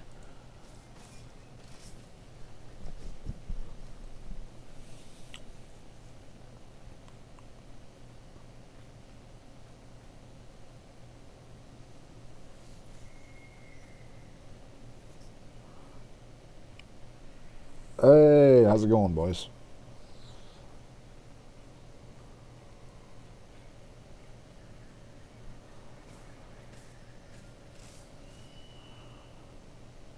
Wait, no, hold up. Harriet, talk to him. Smite the Xenos! I begin the dance of death. Well, negotiations broken down. Kill everyone. Activate calculated fury algorithm.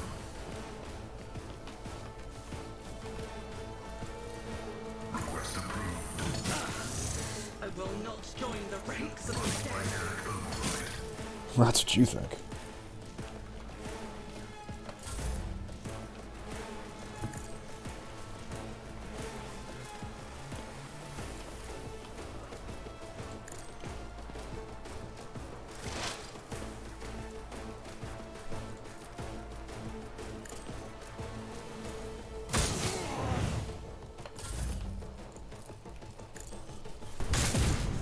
Shit.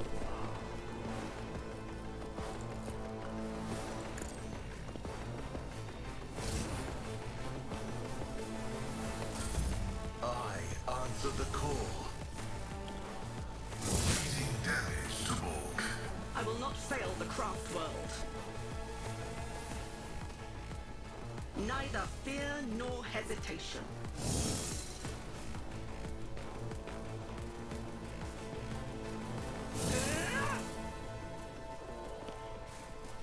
Damn man, everyone's just trying to jump my boy.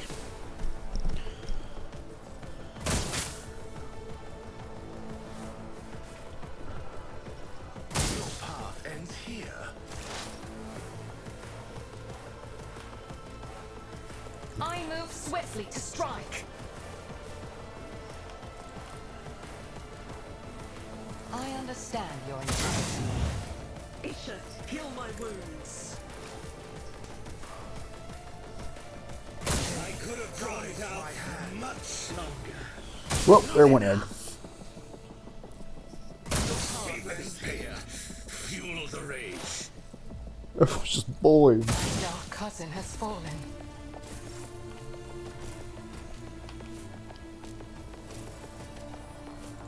I'll put my psychic abilities to use.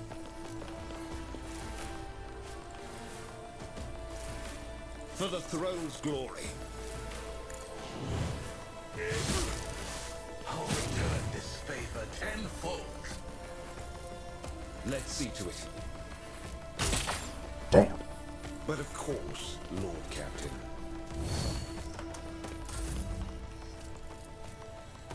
Suits my purposes.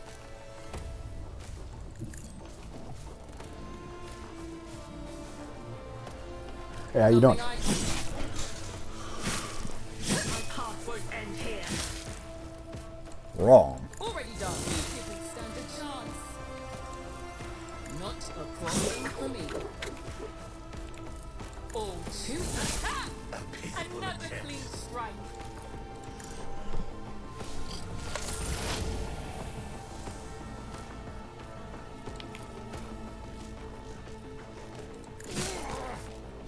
Ah, I was really hoping I could push him off the cliff.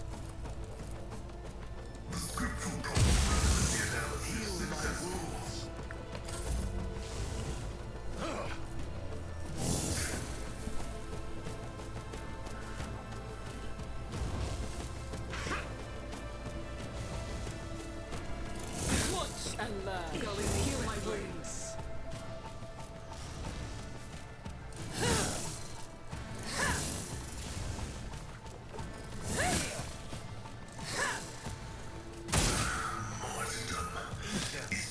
Heal my wounds. Shit, no. Weakness is hidden from my sight. I am not your slave. I will join the This tedium is beneath me. Their virginity has been exposed. Shit. Kemorak! I will not fail the craft world. Only in death does duty end. Heal my wounds. Yeah, I'm gonna be honest, these snipers are really the true threat, ain't they? I won't object.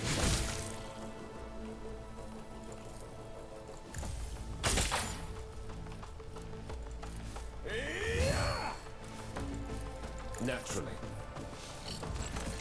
I won't object to it. I'll return this favor tenfold. Nothing I can't do. I will not join the ranks of the dead. Oh, that's what you think. I'll pass. Already done. There's nowhere to hide. Nothing opposing you was your biggest mistake. Not a problem to watch and learn. Strands of fate, guide me.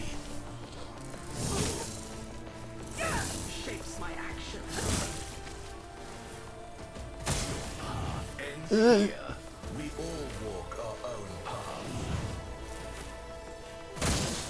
Ooh. Asia, heal my wound. I'll return this favor tenfold.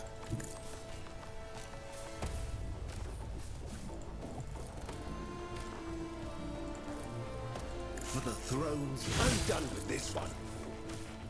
I won't object to it.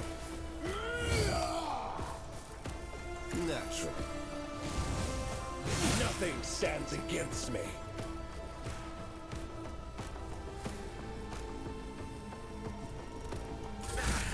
You will pay dearly for your actions. Will I, though? Alt. Nothing I can't. You didn't stand a chance. I'm coming for this guy. Nothing I can't do. Howdy. Too easy. Alone. Nothing I. Another case. Opposing me was your biggest mistake. Already done. We have one down. Shit. I do not fear a perilous path.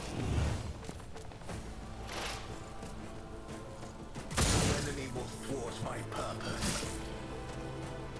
Let's see to it.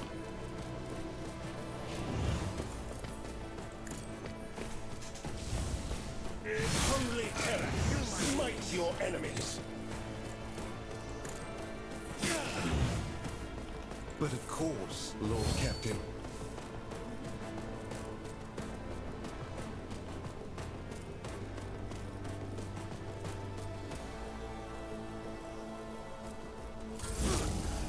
I'll return this favor tenfold. Vengeance. Thank God Hendrix is made out of tungsten. Ends here. I won't go down easy. For the thrones. Cast you into the darkness. I won't do that. Naturally. Nowhere to go, fucker. I'll return this favor tenfold. Be gone.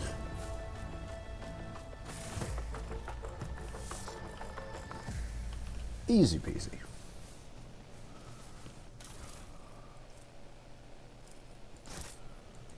Ooh, is that better than the guns we have?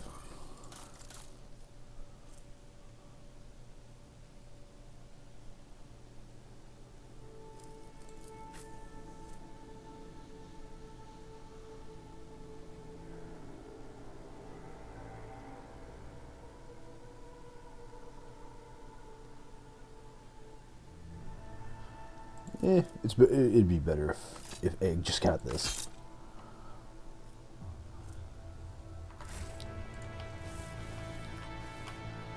Well, sorry, Erlet, I still failed to save any Eldari.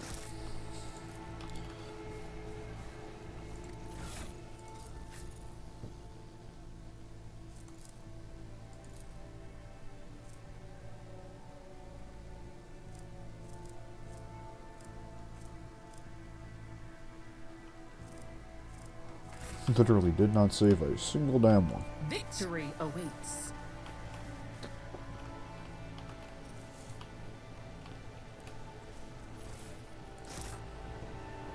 We must act. Back into the fray.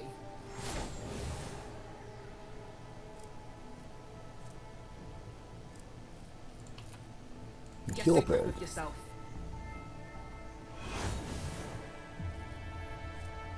Oh, this wasn't the right one. Whoops.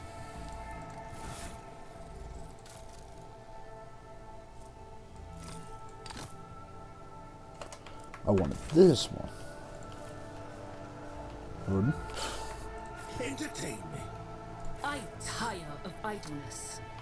Let's move. Regain your composure.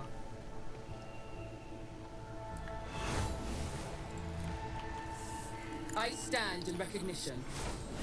There we go.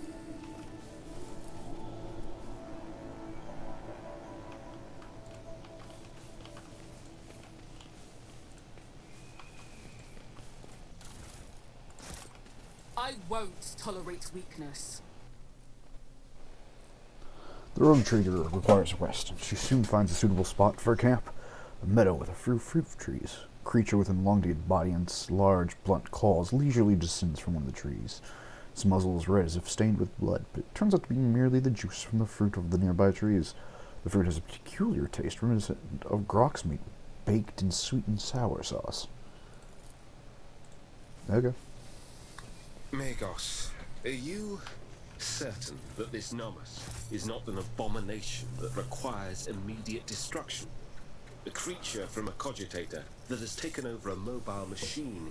It is only the absence of your approval that is stopping me from taking immediate action. Nomos should be studied. If it makes the unit Van Kellogg's feel any better, I will add that the study scope includes research into methods for killing the unit Nomos. You probably shouldn't do that. But do not piss off my ship, A please. trivial task. Do I need to point it out for you? I have learned much in my exile.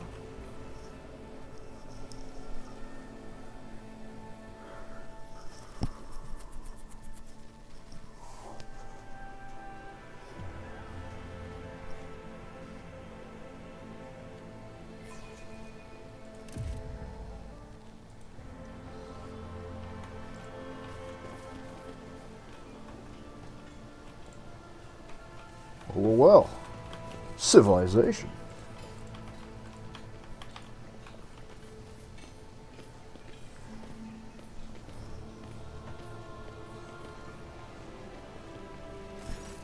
A group of lean young people surround you, shooting an anxious glance between you and the gray-headed Eldari who has stepped forward.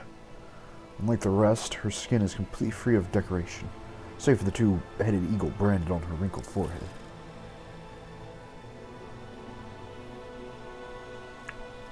Speaks with God, foresaw our meeting, Starborn. The woman's accent grates on the ears. Her words sound like a fusion of High Gothic and the most vulgar tongue of the rabble. Welcome to the heart of the forest, where it leads ahead and her tribe have dwelt ever since the rule of Quetzaltemur himself. This ruler has ordered her tribe to prepare a feast and warm shelter for our Starborn guests. Please, make yourself at home. Who are you? We are the children of the fiery mother and the pale father who looked after us day and guard us by night, faithful servants of the two-headed eagle god who shields our lands from misfortune with his wings.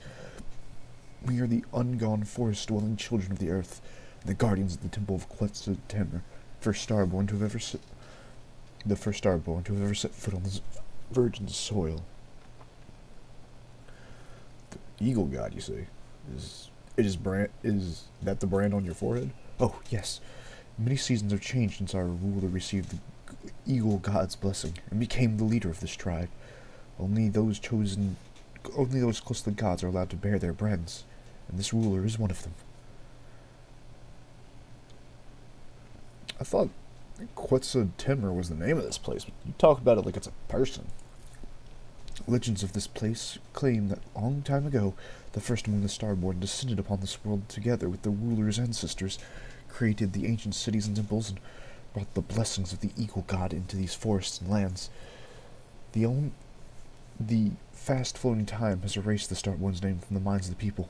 Only his title remain, Quetzaltemur, the first of the chosen, the sky herald of the eagle god and the father of the tribes. Why do you call me Starborn? Because you are the sky herald of the eagle god, created by him from the stars glow in the night sky's dance, the one who carries his seal in your image, clad in armor of our ancestors' most ancient prophecies. Was my coming here foretold? Oh yes, speaks with gods, is the priest of this tribe, and the ruler's half-brother. He speaks to the forest and calls to the earth, wards of the punishing lashes of the sky, and speaks to the eagle god on behalf of our tribe. Before disappearing in the morning forest, he told this ruler to prepare for your arrival. I assume this priest is another unsanctioned psyker with the gift of divination. I completely fucking forgot to bring Idara. Whoops. I presume, what else did Speaks with God predict?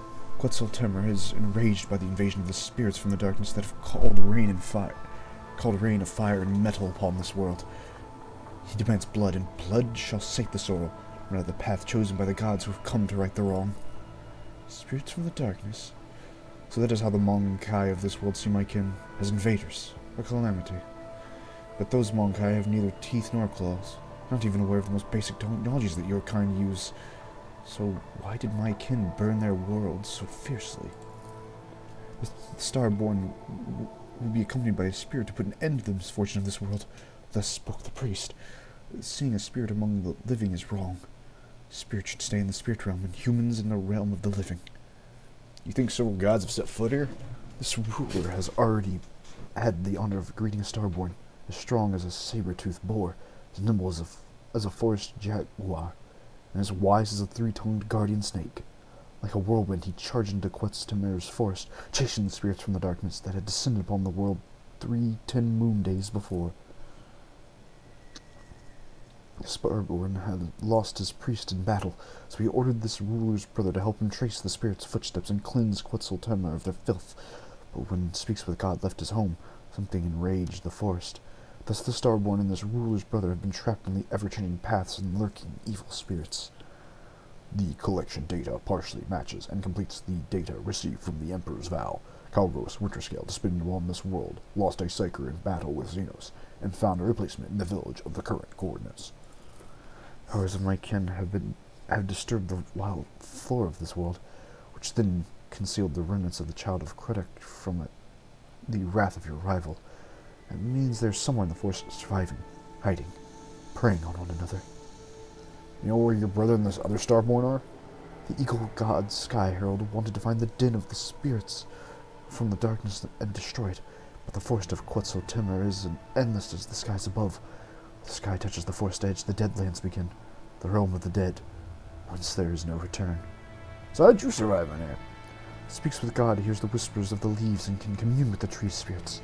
The entire tribe participates in his soothing rituals, and that allows this ruler and her people to tread on safe paths. So how do we do it? The ritual requires a site imbued with the power of Quetzaltemer, the heart of our village, and a priest must perform it. Alas, the fire ring claimed many of the ruler's priests, and unless this ruler's tribe can only pray for the mercy of the God Emperor and his Starborn Sky Heralds. Nevertheless, the ruler knows that you will bring Speaks with God home and soothe the forest of Quetzaltemer.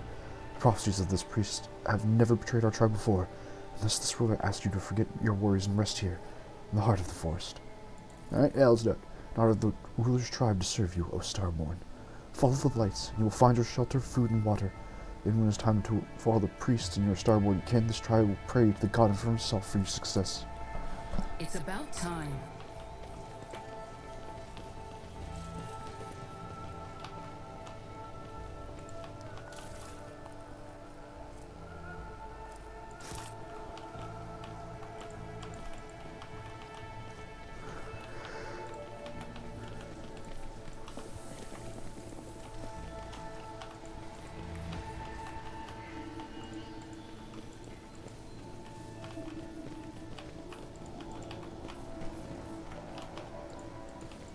I'll lay claim to the stars.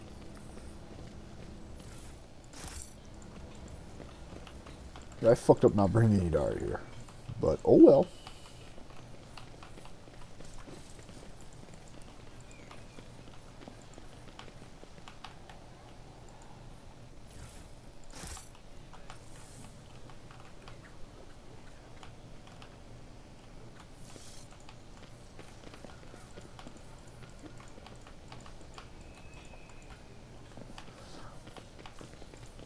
A new challenge for me.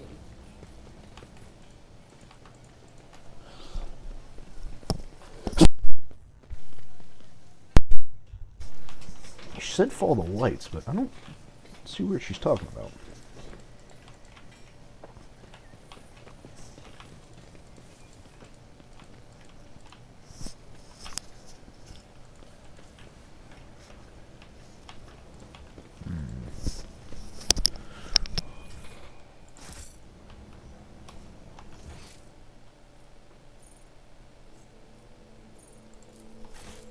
Follow my lead. I have questions for you. Tell me about Speaks with God. Speaks with Gods is the priest of this tribe and this ruler's half-brother. He listens to the forest and calls to the earth. Words of the punishing lash to the sky speak of... Blah, blah, blah, blah, blah. Okay, go.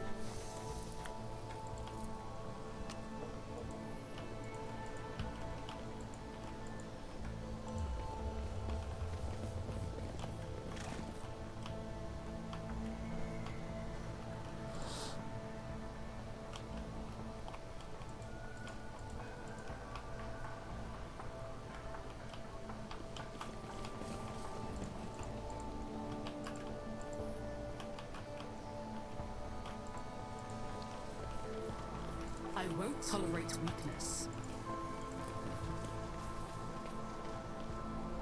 I don't know where the hell I'm going, but by God, I'm gonna get there.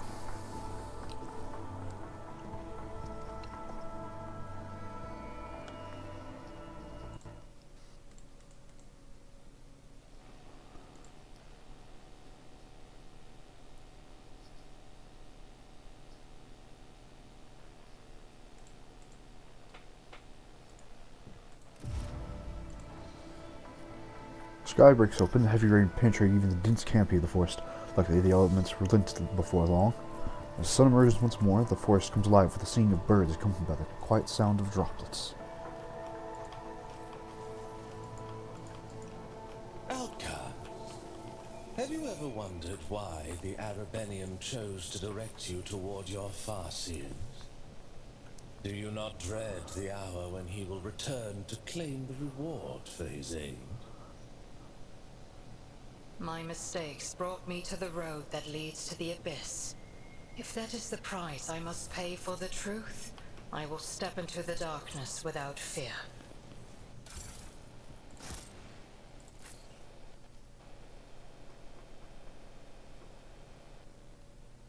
Kinda hoping we can find a way back to our ship so I can go pick up Idari.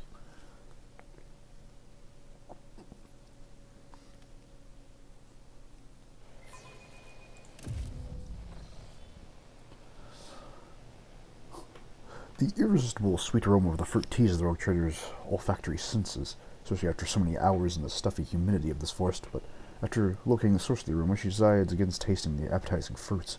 Several mummified corpses lay under the fruit tree.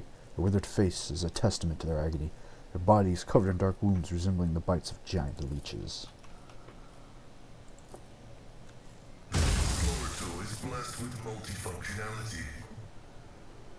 Victory awaits! Pay attention. What is that?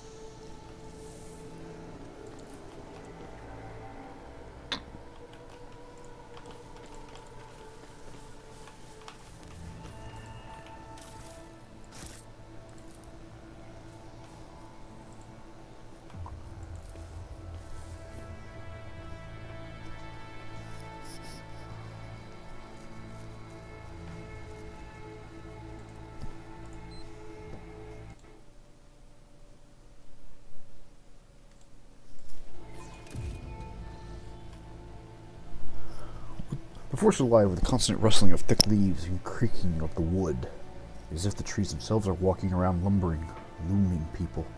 Surely it's just a trick of the eye. Plants can't walk, can they?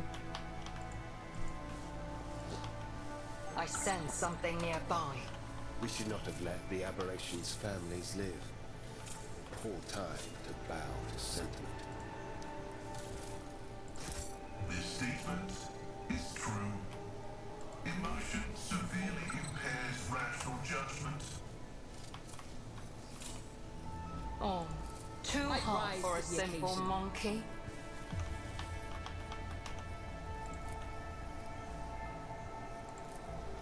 An unknown soldier's remains.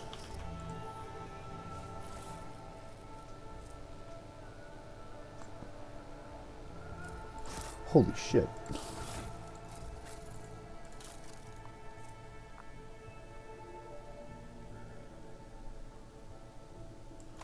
Y'all be taking that. I basically just dead eye creep people anyway, so fuck it. Give me that maximum stuff. Trivial task. Any challenge for me?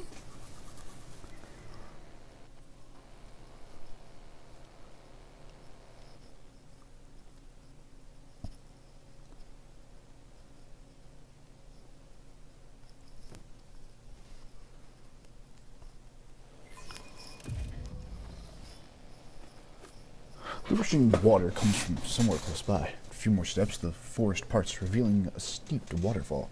The clear currents flow gracefully from one step to the next, carrying peculiar colorful ribbons which turn out to be the living creatures that latch onto the porous surface of rocks with their flexible bodies, snapping at fish with their eyeless, toothy heads. Neat.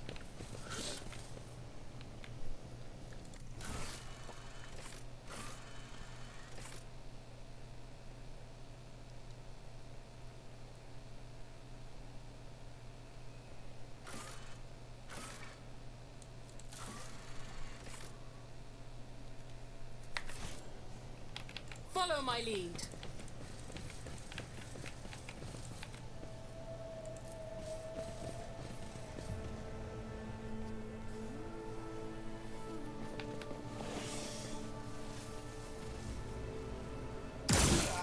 Well, I can't tell whose retinue is more fucking weird. Don't sheath your axe yet, my lord. More game rears their heads, eager to lose them. The mountain of muscle next to the laughing rogue trader menacingly rolls its shoulders. You recognize the hulking man as Woden the Grey, arch-militant to Kylgos Winterscale, who accompanied his master to your Magna Essentia. Kylgos briskly turns his head. The blade of his power axe shines threateningly in the sun, covered in fresh blood. Upon seeing you, he breaks into a bloodthirsty grin. You repeat yourselves, Xenos scum? Do you really believe that I will fall for your trick twice? Oh, Starborn, graciously allow this priest to speak. One before you is not. Silence! Kylgos barks the old man, his eyes blinded with blood and rage. I did not feed you to the forest beast for one reason, and one reason only. You may still be of use to me. You don't have to die with these Xenos. Shut your mouth. What an intriguing monkey. I should test his ability matches his audacity.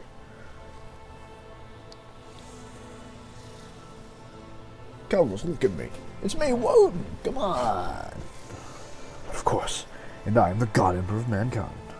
Kylgos bares his teeth ominously. The old man quickly whispers something in a strange, shell-like adornment he wears. Brown sparks flash in Kylgos' hair, and a cloud of steam suddenly bursts from your mouth. Lonesome old twig! Kylgos angrily shakes his head, trying to throw off the sacred spell, but when your ears meet again, recognition dawns on his face. Is that you, Newblood? Fancy meeting you here. What the void are you doing on my world? I'm here to help you with your diary problem. And you're somewhat awake, Woden. As you can see, the hunt has already begun. This time it's not even my doing. The prey came to fill my hunting grounds by itself, so how could I resist? Here, your ladyship, von Valancius. Why don't you join our reveille? I'm not greedy. This world has enough trophies for both of us. Unsurprisingly, at your first meeting, Kylgos Winterscale appealed before you in a more favorable light. However, under the layer of dried blood and dirt, you notice a strange detail. The trader appears neither wounded nor exhausted. Spent a good 30 nights in the forest of Quetzaltemur, Winterscale has merely swapped his dazing smile for a feral grin and drenched himself in the blood of his enemies.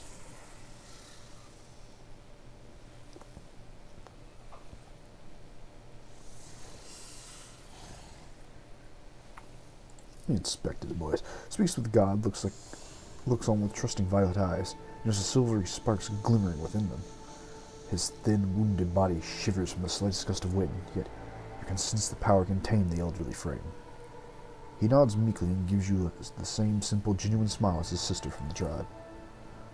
A panicked, binaric trill escapes from under the tech priest's hood when one of her mechadendrites goes limp, sparking in multiple places at once. Certainly the Omnisire gently picks it up, warily wields her combine tool until the manipulator starts moving again. The tall navigator in ragged clothes of silk and silver proudly wears the coat of the House Kasi. Half his face is ruined by a fresh scar left by acid. You see, Woden missed von Valancius. The navigator nods politely. He tries to hide his face is filled with pain and suffering. The filthy old mercenary looks around viciously, frantically clutching their weapon. Bodies peppered with wounds, both old and new, some rotting, some almost healed.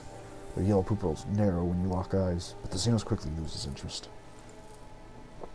Woden the Grey has not changed much since your last meeting. Still the same brute of a man with bloodshot eyes and a dog expression on his face. However, unlike Calgor's other servants, Milton does not look exhausted, neither does Calgos.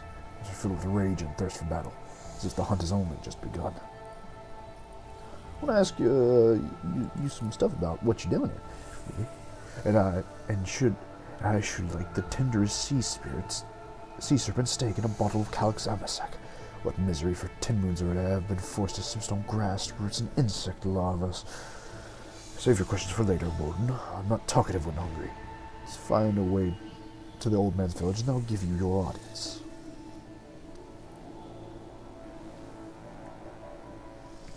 The forest home of this priest and his people have been full of wisdom and life, but the fire rain called by the outsiders from the darkness one great moon, one small moon ago, angered the forest spirits. This priest must find his way home, so to the heart of Quetzal Temner, perform the swimming ritual alongside his tribe. Until he does, the spirits will suffer and twist the trails. Until he does, the star will not be able to return to the stars. Hey, you've already blown up. Come on, you've already blown up 4 Xeno shit. Is that not good enough? Retreat when the enemy's bones are already crunched underfoot. Alien blood must flood the lands of Quetzal Temner. Only then will the Xenos have paid for their insolence. Quiet, Warden. This hunt truly has dragged on for quite some time. The ever-twisting paths, the paltry game, the dullness of it all is suffocating. I may accept your proposal, Woden, but only when I'm certain of the destruction of the remaining enemies. Of course, that's assuming we find them in this accursed forest. It gives you an intent look and curtly nods, shoulders relaxing slightly. Well, first order of business, let's get this boy home. Well, what are you waiting for, new blood? I wanted these forced for 30 nights and did not find the way to the old Twigs village. We'll see if you have better luck. Move out.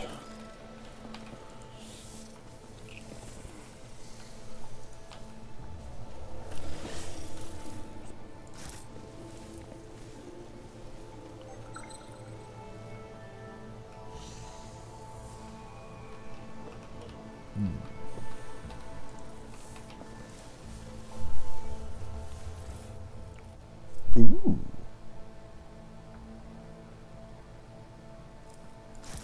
I'm always ready.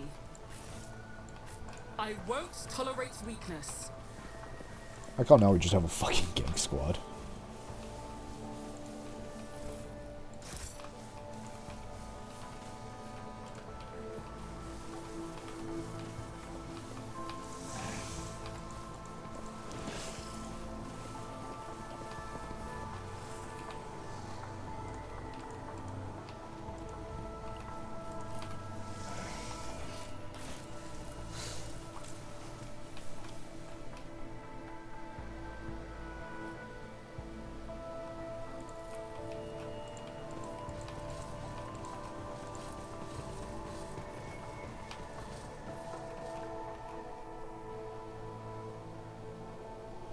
My buddy made like some taco meat, man. I'm so fucking excited to go eat that after we're done with the stream.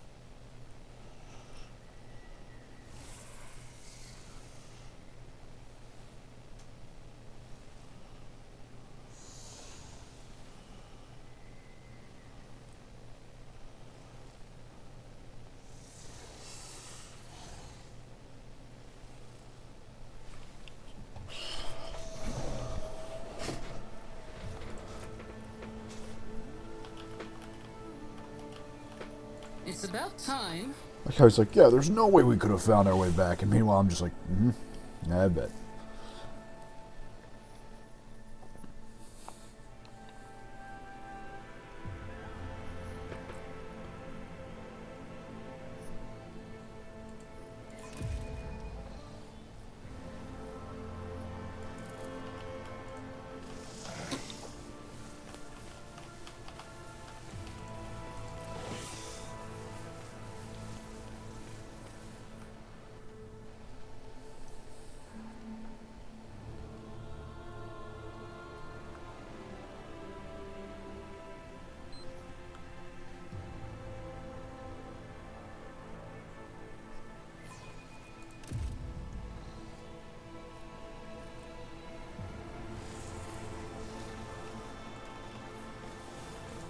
Wait a fucking minute.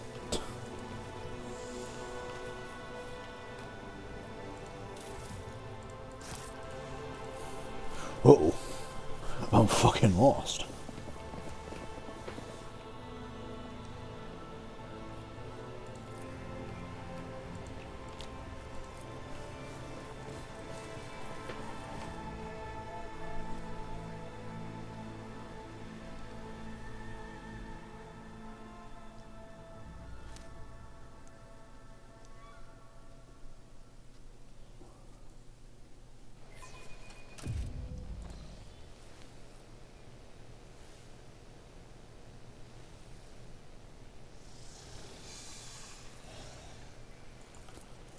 Oh, nice. Big spiders. My fave. None shall stand in my way. Did I make a wrong turn somewhere?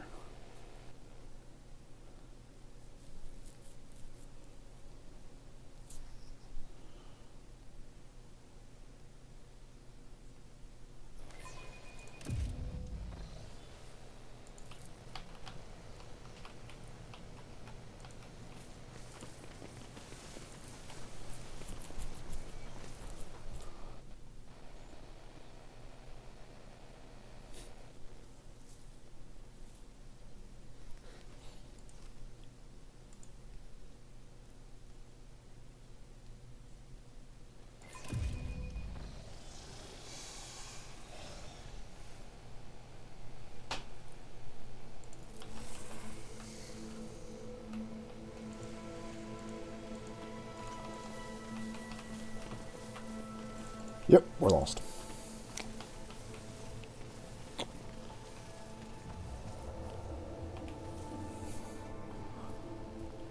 Shit.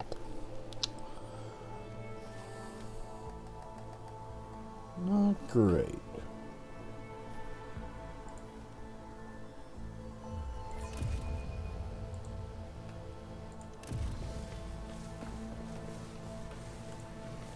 Oh, nice, we got there.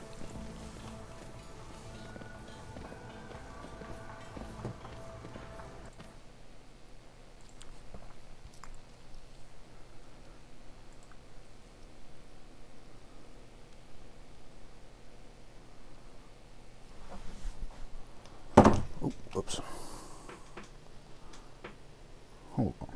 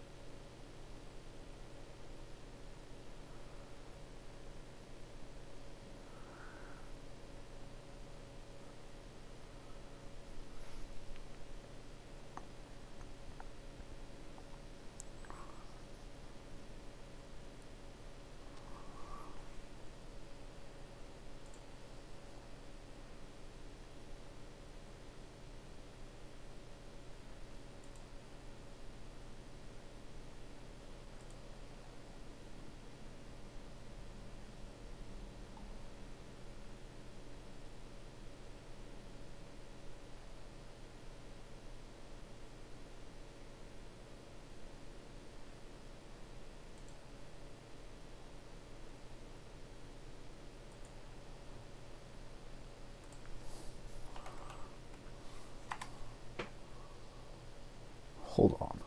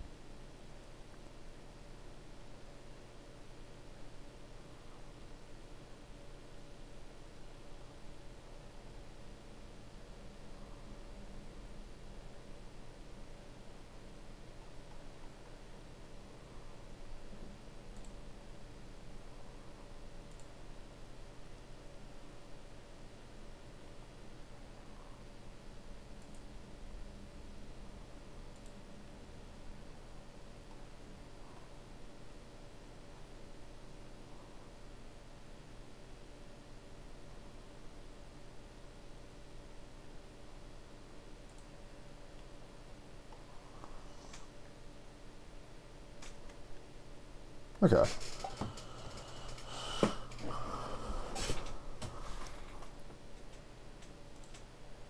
Sorry, chat. It's just like the location my interview is tomorrow for something I was going to.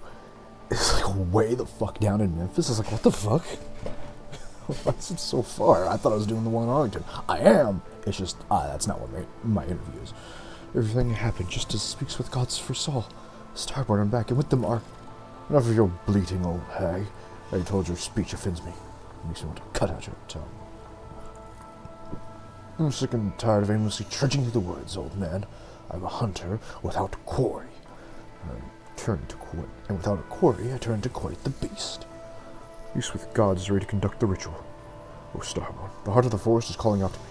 The priest serve his god, not in word, but in deed.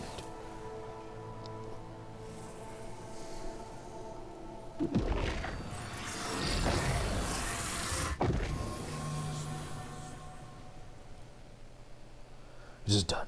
It's good for nothing. Psycho has finally proven himself. I didn't have a good night's sleep and enjoy the local delicacies. One good thing about Quetzaltemmer is the fruits are sweeter than calyx honey, and far tender than the meat of a young ox. You should get some rest as well, Woden. Remember, it's better to go hunting when you're full of vigor, but slightly hungry. The hunger adds purity, makes the kill more intoxicating, you know. I mean, when you're ready to part. Or if you decide to share a few stories, then come to the bonfire. It's not often that two rogue traders can indulge in confidences away from prying ears.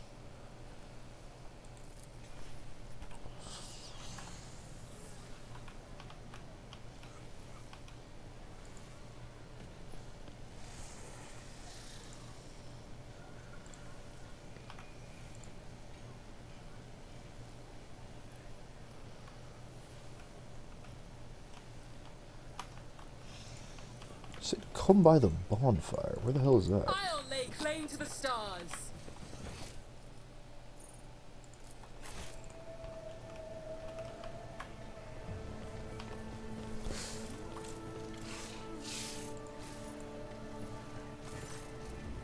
Tell me about yourself, old man. Speaks with God is the name of this humble servant of the forest, rivers, and mountains. For when the two-headed eagle god speaks, his servant listens, and recounts the words to his tribe. The tribe carries out his will. The servant of dreams, nightmares, and reveries, can see things that others cannot. Hold that thought.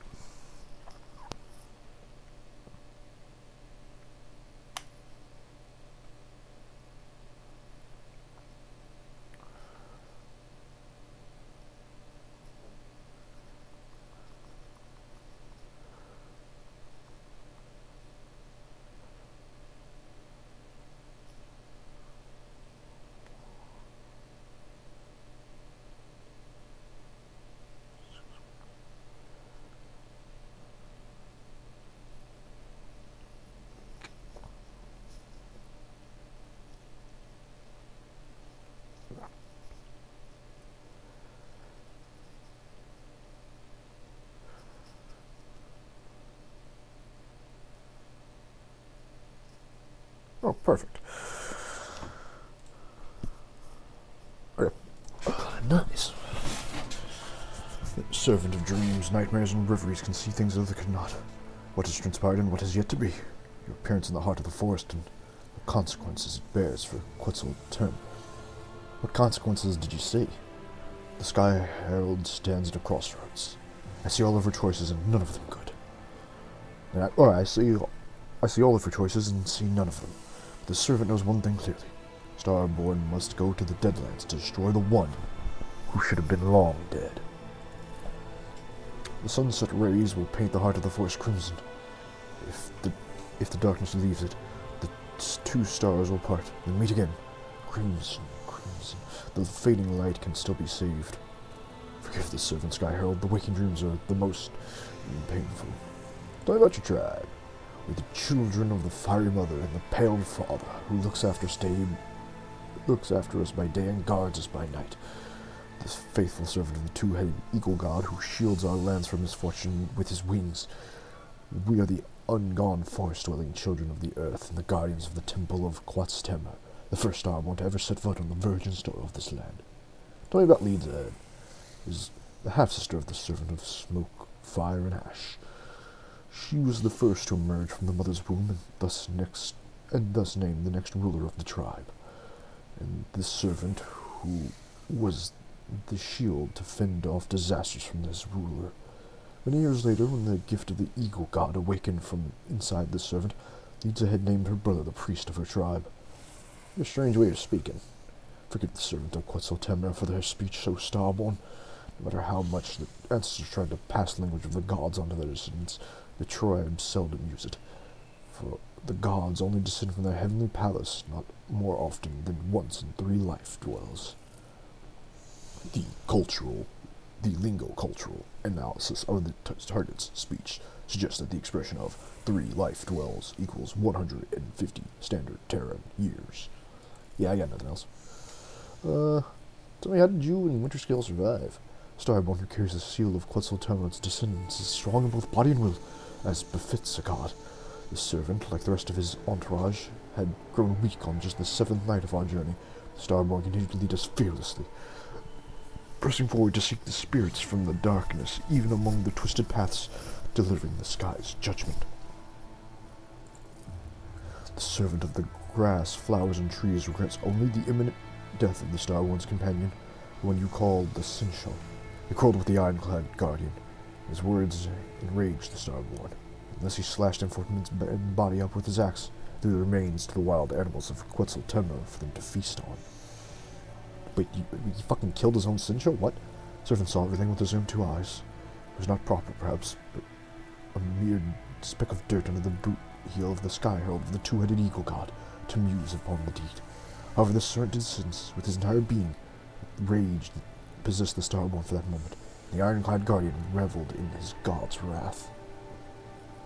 So did the ritual really make it safe? The spirits of the darkness brought fire rain down on Quetzaltemra, killing many of the tribes who had cared for the forest, young and ancient.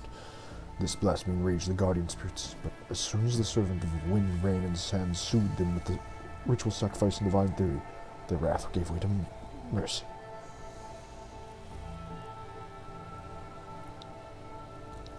You do not foresee this in your visions? The dreams come and go, Sky Herald of the faraway stars.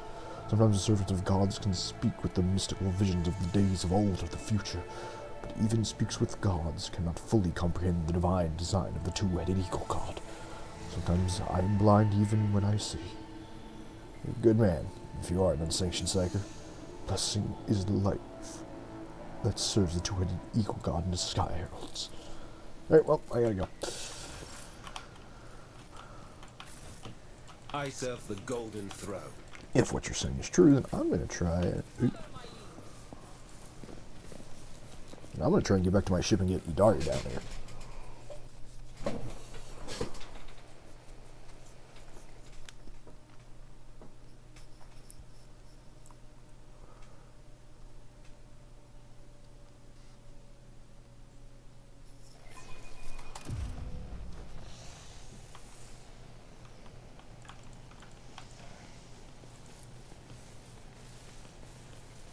Back.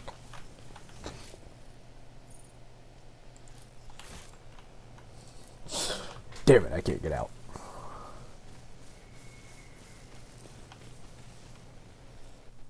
Now, well, whatever.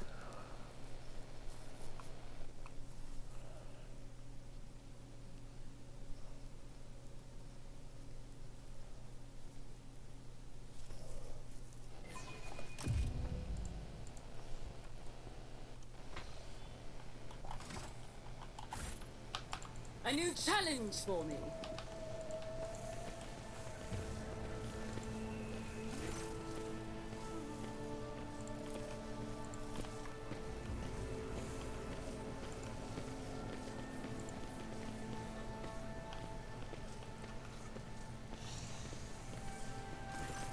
A nice walk that... A nice walk that, wasn't it, Woden? You may have helped us navigate the living force clutches, but do not let it get to your head. I would have managed by myself sooner or later. Sooner or later. I have some questions of you. One day you two will grow sick of all the talking, and then you two will choose shooting Xenos on a wild planet over endless intrigue. Fine, we've plenty of time, so be it. We'll give you an audience if dear Coria knew how close-knit we'd become. He's sure they would brand us conspirators. Discuss the, Eldari problem.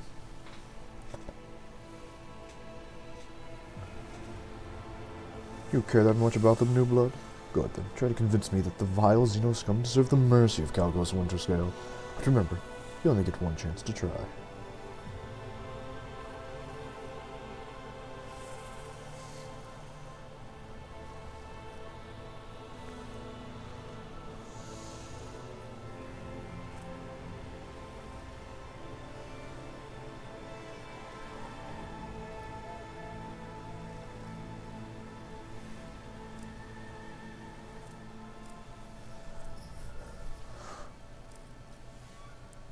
If you agree, you'd have a rogue trader in the head of a powerful dynasty in your debt. Frankly, your desperation excites me, Woden. It makes me want to know whether you are driven by foolishness or treachery and cold calculation. Well, I'm quite curious to see how large a dagger you can stab me with. I think I shall think on your offer, but that is the only promise you will get from me. Stop calling me New Blood, man. Maybe I will, maybe I won't. But wait around a couple of decades, New Blood. Let the others get used to. It is not often we get a fresh, new rogue trader in our circle. So I heard you decided to go up against Coria and the Lord Inquisitor. A Void Kraken may eat them both for all I care. Acting as if their war on heresy and expansion is just starting. I've been living it for decades. I don't need an inquisitorial preacher, and I certainly don't need Incendia's goodwill. Tell me about this place. Your inquirers are curious, to be sure. Quetzal Tamar is a planet with a rather dreary backstory. A long time ago, it supplied my great-grandfather with tons of succulent fruits and thousands of cargo containers filled with special building fiber produced from the local forest. The population that lived in the large cities, a safe distance away from the tangled paths and trees, this quiet life was dashed by Xenos raids. They burned down the city and shackled our people faster than our ships could help. In the end, the local governor ran away, leaving the remnants of the people to the beast's mercy. And the people, in turn, fled the big cities that attracted the Xenos. And that is how the forest that the rabble feared became their salvation. The planet fell to decay, but there was no one to populate the cities. There was no one to extract resources. Quetzal Temur expected 3 new arcs filled with settlers to arrive from the Imperium. But in 500 years, not one of them has reached the Expanse. Do not turn your gaze to me, Outtalk. It's not my kind who desolated this world. I remember the time when this planet was nothing more than a source of amusement for the Cabals. When its supply of squealing meat ran dry, so did our interests. And now the beasts return to become meat for my amusement. Glorious. How'd you survive all that time? The forests of Quetzal Temur are not like the jungles of Kakachin. New Blood, the only thing that could kill you here is your own stupidity. Or an unfortunate coincidence in the form of stray Xenos or a rare predator. Rainwater for breakfast, nutritious lava for lunch, and fermented fruits in place of wine for supper. One could not wish for a better hunting ground. I notice that your people look fucked up while you're completely fine. That means that my people are weaklings. I shall change that soon. As for me, I've been stout constitution since the day I was born. First, Calgo shrugs his shoulders indifferently, but after looking closer at his companions, he raises an eyebrow in surprise. It seems the rogue trader just realized the validity of your words. When I saw the corpse of your Sinshell in the forest camp, the old man was a weakling. And that's why he's dead. That's what happens when you no longer fulfill your duty to your master. Calgos carries himself with an air of indifference, but the sudden furrows on his forehead betrays his regret. Many fine warriors have perished on this hunt. Here's a toast in their name when you can. Well, let's go seek an Eldari. It is indeed time, Woden. It may take a while to find their trail, but Wharton here has a key eye, and his sense of smell can rival any old dog. We will do just fine. Especially with the forest being on our side now. Let's go, and try not to fall behind.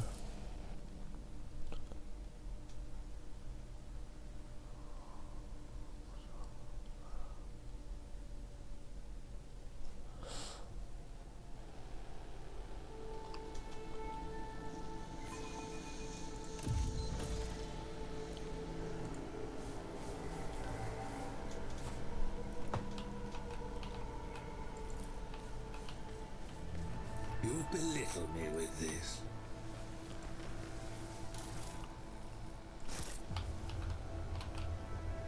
It's about time.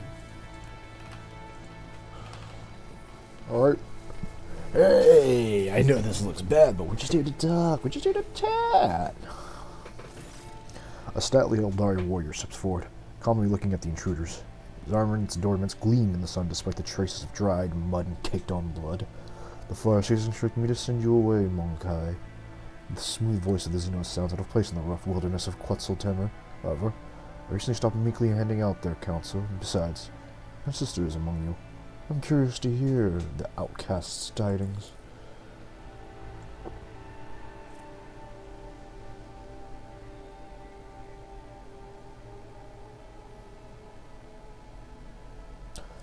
Hey! Nocturne of Oblivion! Been a hot second, my man. Vain rhetoric and a masterful display. Your temper, brother mine, you all took well. Bravado has no place within this play. Indeed, the merchants prove this all too well. This actor, excellent, who did all alight upon the stage, now will this piece complete, by choosing a final apostate, who shall survive and who their doom shall meet. I do not know about you, Woden, but those Xenos bastards are giving me the creep. This one in the motley. I want to kill him. No. Woden the Great bares his teeth in anticipation and clutches the hilt of his sword. The Xenos made their camp among the ruins of the ancient city of the Imperium. Only the alien growths of the Xenotech and the wreckage of the Eldari ship disturbed the picture of centuries-old devastation and rebirth. Despite their affected ease, most of the Xenos are pushing themselves to their limit. They're exhausted, nervous, and frightened, even if they hide it well. This may have eluded your companions, but not you. Nocturne of Oblivion! It's been a while. What are you doing here? The solitaire bows theatrically, with embers glowing cupped in my two hands. I bear them with through the indulge to the hearth. The Harlequin's metaphor implies that he's been accompanying the surviving Eldari for a while now. It's clear that what hearth he's talking about, but perhaps he has managed to find them a new home? I'm here to resolve this peacefully. A tapestry complex is peace, and one that many threads demand for warp and weft. For this design, 3 wheels together spun. Its greed will sate in hands of wavered deft. The gruesome scars of past distrust bewailed, with compact subtle glows shall now be veiled. Playing when you'll pray like a cat? Fire new blood, you're still young. Just remember that patience is not my strong suit. I do not think we have anything to discuss either, Monkai. The deeds of your kin have spoken loud in your words. My home, my family, my people, my Kradak, everything is gone because of you.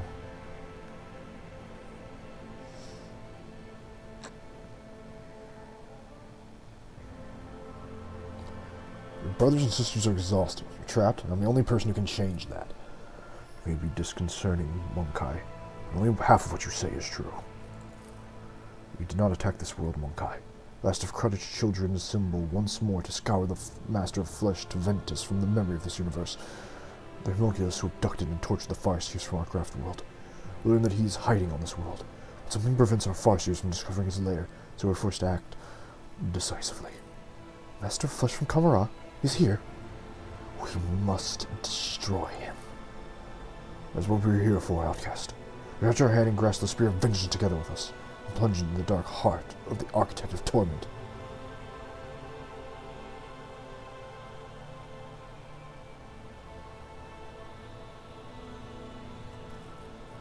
We call purging a world decisive action. Our Farseers, the ones we managed to save, could not name the exact location of the Master of Flesh. Even after our ships circled the world for a 3rd time, something prevented us from seeing the truth, something powerful. We knew your patrols would soon discover our presence, so we decided to do something else, to exterminate the homunculus along with the world he had chosen as his refuge. The Monkai are flooding the galaxy at the speed of a meteor shower, and this world will repopulate, eventually. It is a single world not worth eliminating. A powerful enemy threatens hundreds of such worlds, both yours and those of my kin. You can hide your anger behind a facade of benevolence all you want, cousin, except I can see straight through you, a dejected, lost, and frightened soul. Oh, worried about your precious path? Oh, you're decided to study our arts at last. The Eldari warrior purses his lips and glares at Mazara furiously, but does not grace him with a reply. You still deem him worthy of conversation?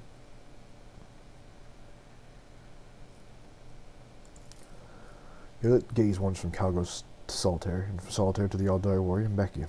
Now cast among her kin and strangers like sorrowful burden that not all can bear.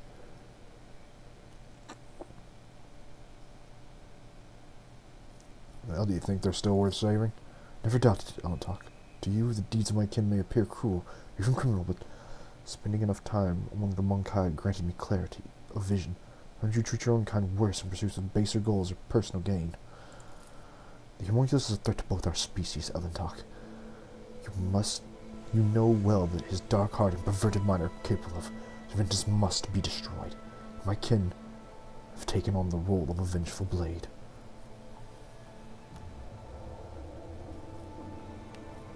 There's the Eldari.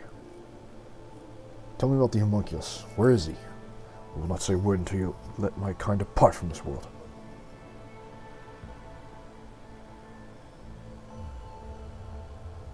You lost your world, now you're depriving others of theirs out of vengeance. Or do you think you're different? How dare you compare us to a dragon? Compare a dragon to a lizard, starlight in the dim glow of a glittering candle. Make no mistake about your inferior species. A single child of Ajuran is worth thousands of your kind. I presume there's no avoiding the confrontation? You were reluctant to shed blood on this land to begin with, but your companion decided otherwise.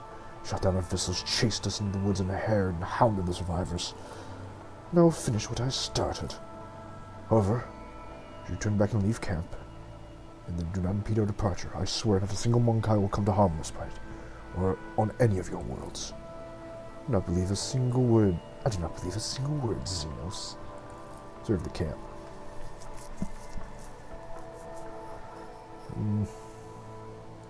Just Calgos. There's no trace of the bored Calgos from a few moments ago. Rogue Trader is now closely studying the potential battlefield, his enemies, and the heads he can claim as trophies. Calgos, you can't kill the Eldari. What? Why?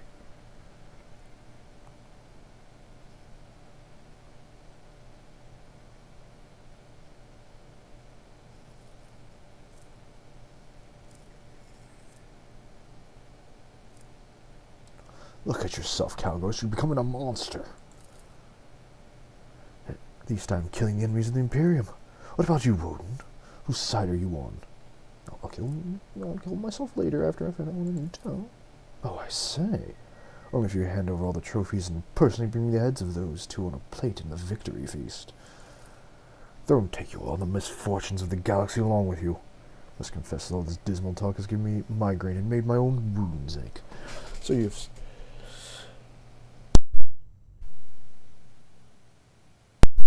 Want to save these Xenos?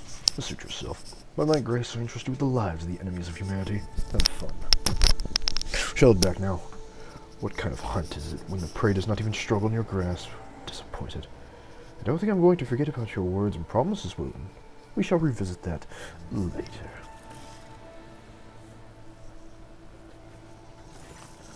Violet brushes a strand of fiery hair from her forehead and nods appreciatively. And how difficult it is to go against the will of your kin. I cannot hide my joy that we both lived through this moment, and emerged with a tale to tell. After all the suffering the monk have inflicted upon the children of Kodarak, after all the punishment we have inflicted upon this world, my heart remains troubled, knowing that we only tempered our grudges for a time, and have parted without bloodshed today. However, I do not dare complain. For my kin, the hour of triumph has arrived at last. Once the master of flesh is no more, we can go to the edge of this stellar expanse, away from the gazes of Monkai, and peacefully await the arrival of our kin from distant stars. What are you talking about, Shiraka? It stares intently into the eyes of the Eldari warrior, but his gaze remains steady and calm. What kin from distant stars?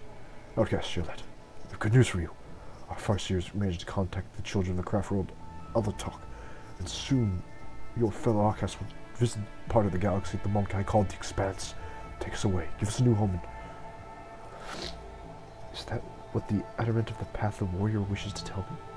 Those the words meant to comfort my heart? Oh, Ezran, your children once again seek to appease their pride by sending their kin to Monkai worlds. There's nothing to find but blood and death. The Farseer's mistakes doomed Katarak, Shekaka, and their excessive cruelty and thirst for vengeance almost doomed those of us who managed to survive against all odds in the voids between foreign stars. You know it just as well as I do. But you continue to do their building. You could take the Webway Gate. Go away from the danger and tribulations of the Expanse, but you've chosen to stay here instead? You are dying. You are feuding with the Monkai. If not the child of Azurad spilled enough blood, is this not enough that we've lost our home? Why do you wish to expose more of your kin to mortal peril? It's too late to change anything. The deed is done. Their will carried out. The outcasts from Alatok have come to the local stars. We'll leave with them, sister.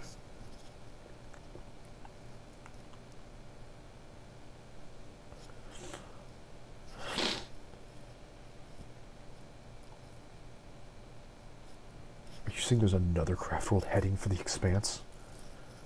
May Ajan save us from these woes. No, I will not allow another world to perish in the hands of Monkai. It is me forsaking my soul. A bold statement from one who has not forsaken his soul even once. And I'm not going to reveal all the secrets of my kind to you, Ethantalk. You have helped us in our hour of need, but I trusted you at the outcast behest. I will say this, whereas Valtalk are coming here, to your stars. It's an undeniable truth. Your kid's plan is insane. Convince them to relent. It'll take the warriors of Altok many years to discover the Webway Gate, capable of bringing their strike force to the Expanse. For she'll be too old by then, and only on your deathbed will you hear the news. The children of Azeron have come to extract their vengeance. Or not, Altok. It's my turn to rescue you and your people.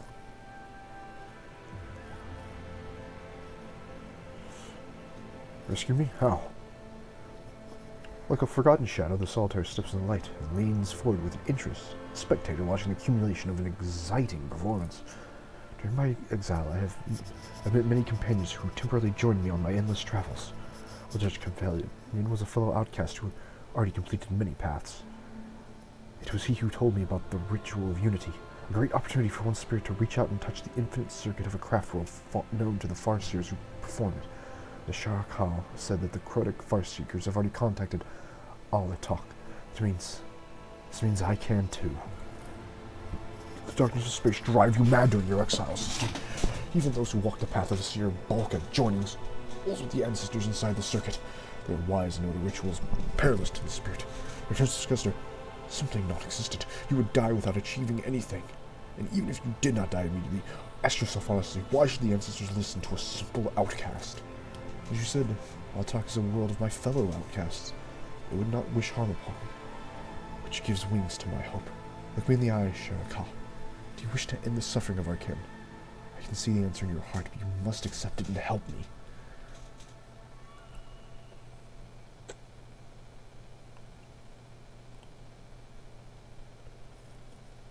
Let handle this on our own. Unless the warriors of Altok arrive in this part of the galaxy, the southern valley of Krok will perish among the worlds of the Monkai. Is that the fate you wish for us? We'll find another way. I understand it's not easy for those who have lived all their lives sheltered within a craft world to accept that sometimes life leads us down different paths. But the path you and the Farseers have chosen only leads to more pain. More pain. Whoops. Did you manage to prevent the death of our kin and Morin on Lethal? The Elbon told me everything that happened.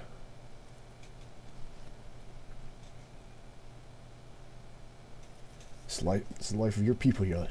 I'm with you 100% of the way. I do appreciate it, Ellen Talk.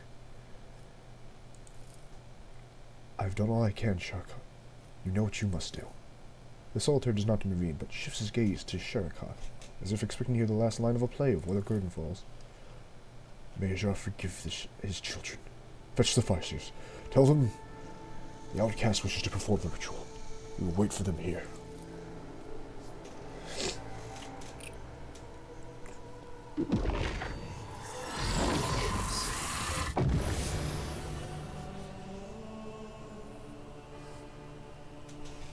Yud is on her knees, clinging to the spirit stone like a lifeline with her hands. Her eyes are dim, breath is uneven, and her body's trembling. Right has definitely gone awry. Rush in and out, man. Wait, if you change the rite, you could make everything even worse for Yardet. What's going on? The rite of bonding is dangerous, and the outcast knew the price. Do not know what she sees, hears, or feels, but there is one truth. The outcast's soul is impure, and the Eltok ancestor knows this. Most likely the outcast has gone through the rite of rebirth. Well, go through the rite of rebirth, and perish. Several minutes pass before Yarlet shudders and falls silent.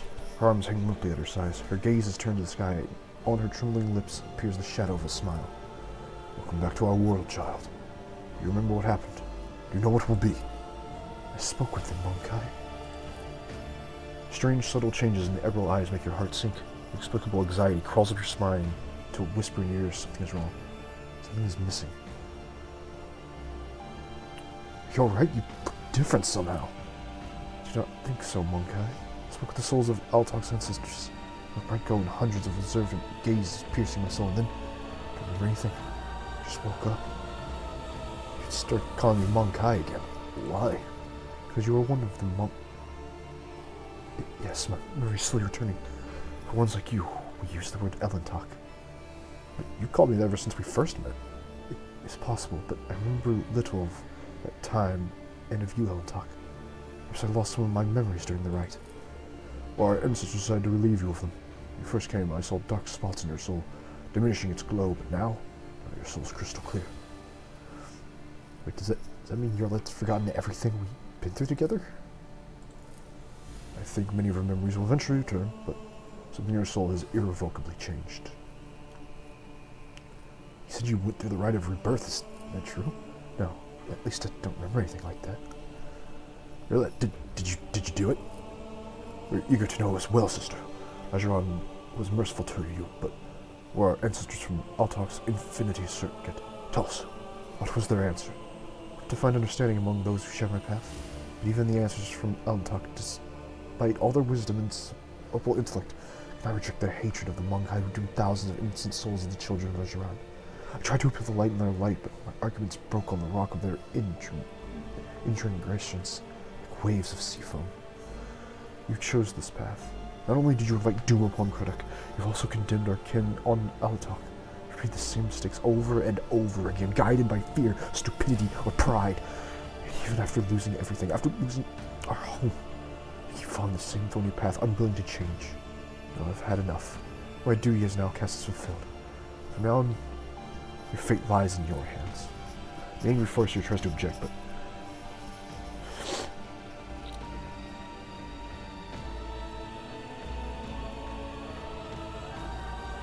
your brothers and sisters would not dare ask you for more, Yarlet. Understand your choice. Even my spirit cannot fully accept it. I would not be opposed to cooperating in the future. I do not think that is possible, Monkai. A temporary alliance will ruin its course as soon as the ships of my kin leave the expanse, for I hope never to return here. Do you still hope to find the homunculus? Foresters cannot divine where the Master of Flesh makes his lair, for an unknown force is hiding him from the pinching gaze of the wise ones. Children of Ajuran, I've never encountered anything like this before. We circled the world several times and failed in our search. We ventured to unleash our pent-up fury on the planet in the hope that we could grace with a fortunate accident. Alas, the fate of the Master of Flesh remains unchanged. Farseers cannot beat his black heart, but could feel the beating of his black heart, but were powerless to do anything. This is why our rangers began to deduce the coordinates of his lair based on the readings of the wise ones in the lands untouched by the fire of weapons. And they have succeeded, had the Monkai not attacked our fleet. I will share the information I have gathered, for I hope that even a Master of Flesh will not be eluded by two pursuers at once. Well, let's start tracking them down. We search parts of the world where the local star sets. We should go to where the star awakens. Good hunting, too.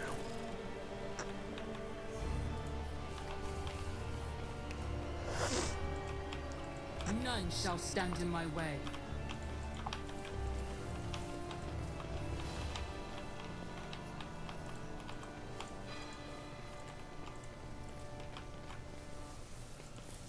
Oh, thank God.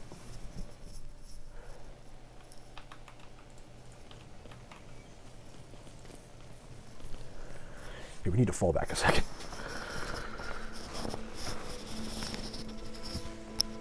I fall back, we'll grab a deer, and we'll come back.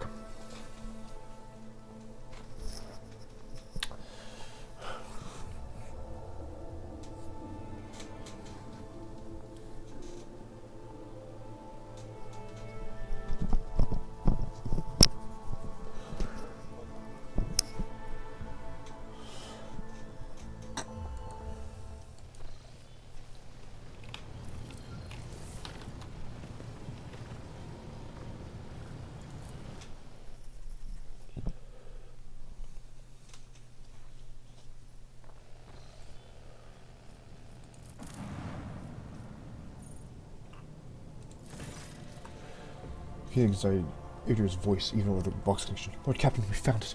We're so close, I can practically feel its metal handle at my hand. We're whispering over each other in both my ears. I can barely make out what they're saying. Please take me with you. He told me I won't get another chance, and I believe them. It's now or never. Alright, let's do this. Thank you. Thank you, Lord Captain. I owe you until the day I die.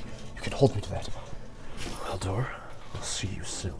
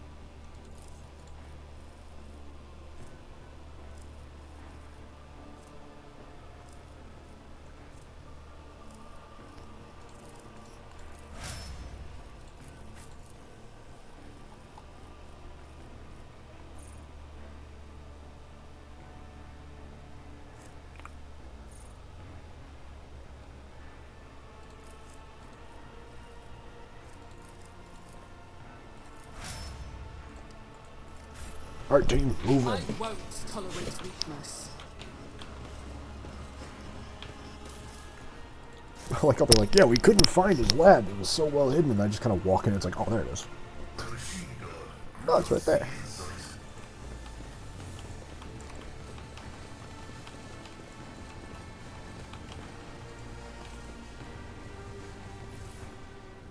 You're always praying, Cog. Don't you ever bore yourself? Do you even know what fun is? What about jokes, huh? The concept of humor has been detected in the catalog. Demonstration. An ignorant layperson, a low status candidate for servitorization, and a blasphemous orphan thief walk into a bar, deprived of the omnicized blessing. Damn, man. Follow my lead. That was the oldest joke in the book.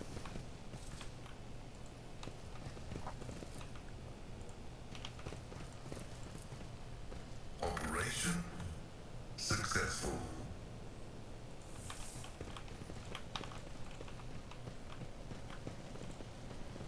Keep a sharp eye. Wipe you from the face of the galaxy. Oh, shit.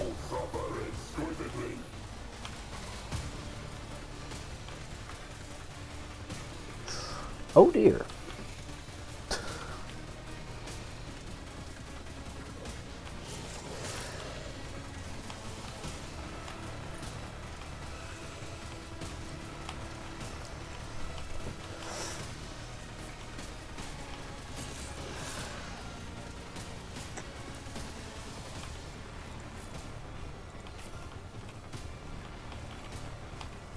Look, we're gonna fight our way down.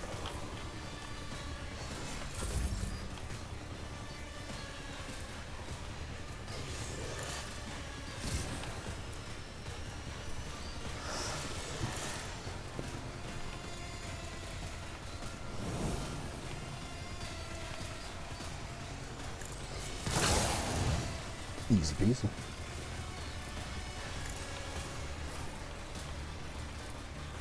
If it serves your cause.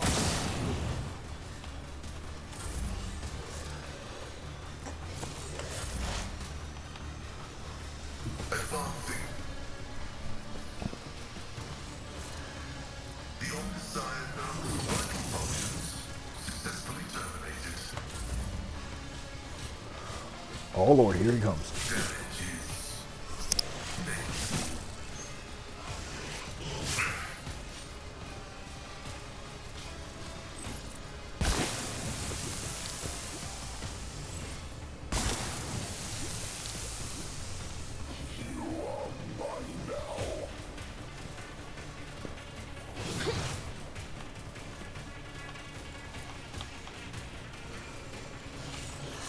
Here, let's start firing. Understand your intention favors the swift. If I must. You will perish for this affront.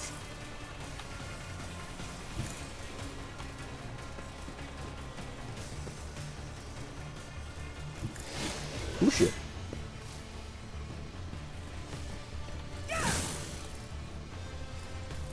Not a problem for me.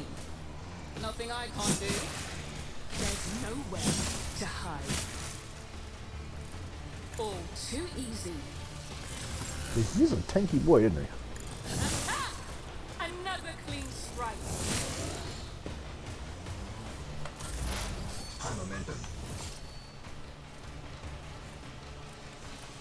On it.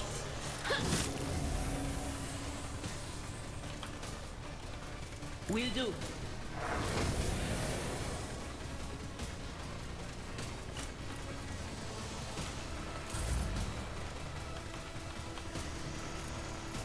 Victory is imminent. Out of work, please.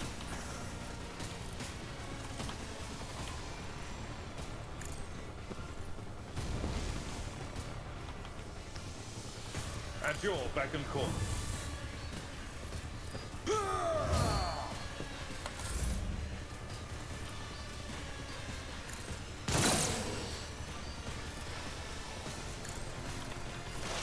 Here, let funny poison guy has to If die. it serves your cause.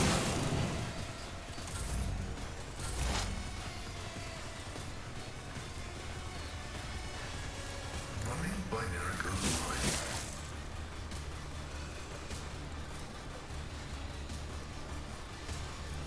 Request approved. Our Messiah condemns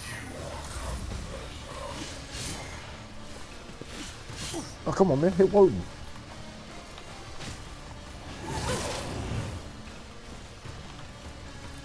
I am not your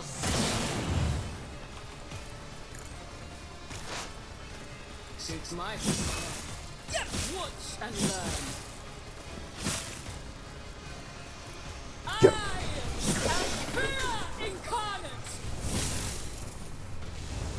There's nowhere to hide. Another clean strike.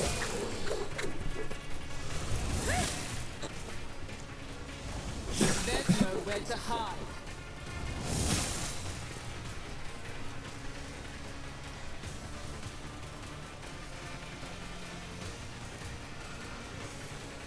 Already done.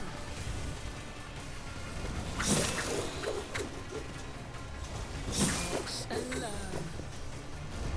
There's nowhere to hide. Not to watch and learn. Nothing I can't. There's nowhere to hide. But of course. What?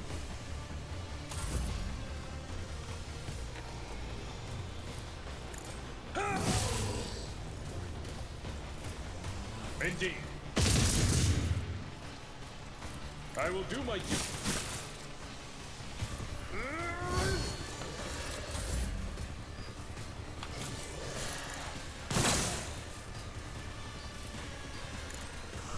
Dara, could you just kill that thing? Will do. What an unfortunate turn of fate. Thank you. Anything else?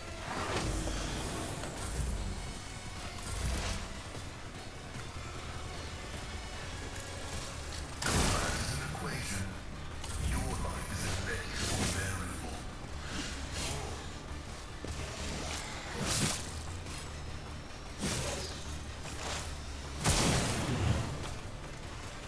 I understand your intent. No weakness is hidden from my sight. Damn, almost down. Suits my plan. Another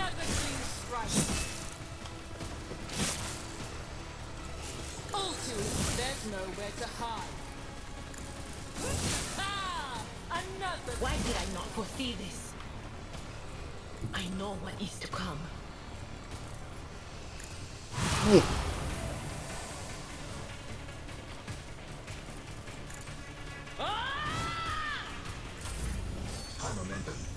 It will be done. An exemplary strike.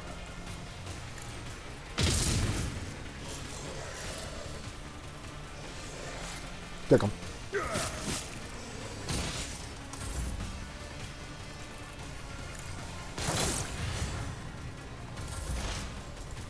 Running binary Something worse.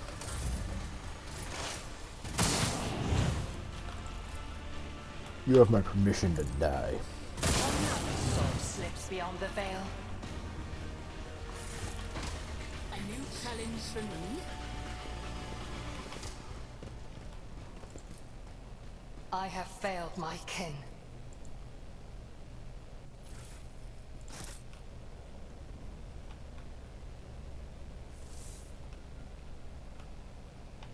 I don't think I want to know what's happening over there.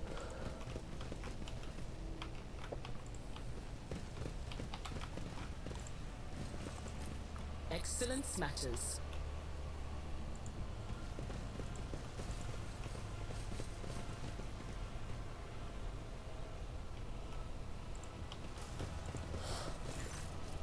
Midori stares intently at the salt wall in front of her, shifting from foot to foot and biting her nails. The wall looks like an ordinary plasteel and rockcrete surface, no different from anything else here. But Captain, this is it. Especially from my vision, even the scratch on the wall is the same, except for one thing. It's where the door is supposed to be, and that I keep opening in my dream every night. I've seen this one so many times, it feels more real to me than I am. My visions couldn't have lied to you. Go ahead, try and open it. Open a door that doesn't exist. The things you say sometimes, Lord Captain. Well, it wouldn't be the strangest thing I've ever done. Oh, what the warp, what could I lose? Here goes.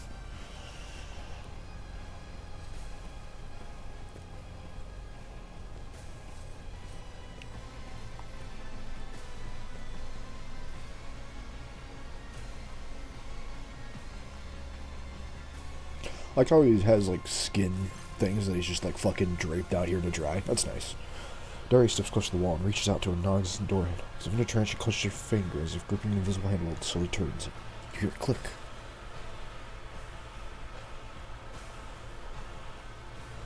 A violent ripple tears through the space around the wall. A cacophony of whispers makes your skin crawl from head to toe like an unseen wave emitting from twisted, broken reality. Uneven rays of impossible, nauseating light break through the rockcrete, forming the silhouette of a doorway. Eventually the vision passes and you clearly see a door where the blank wall used to be. But Captain, we found it! It's a door! It's like in my visions, which means salvation is close. Except, it wasn't hidden by some force field contraption. It was a powerful warp barrier. I could never have removed something like this. It's like our arrival was expected, and now they're inviting us in. Best be ready. Someone who knows their witchcraft is waiting inside. As long as we're together, we got this. Well, you're not wrong. We've been through worse, haven't we, Lord Captain? Thank you. I won't let you down. Well, It's about time.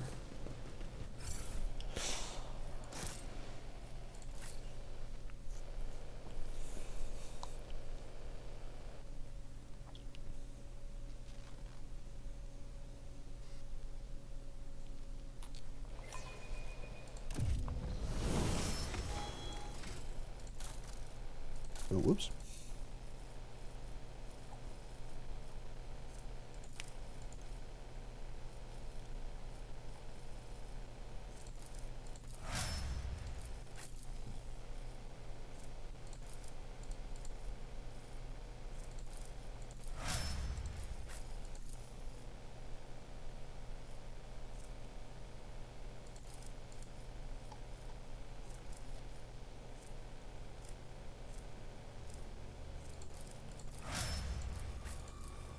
Okay.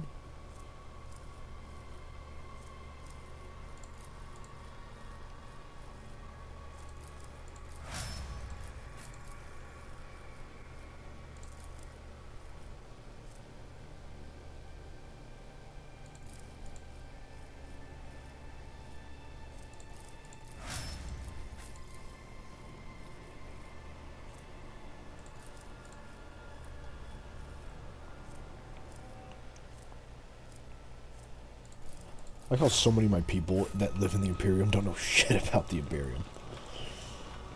Your species is aware of mutilated forms of the opposite wisdom.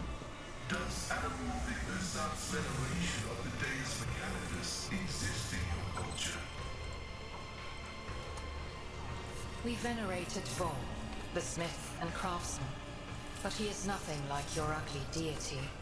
He has never sought to replace our souls with wraithbone sculptures. Halt! I noticed something.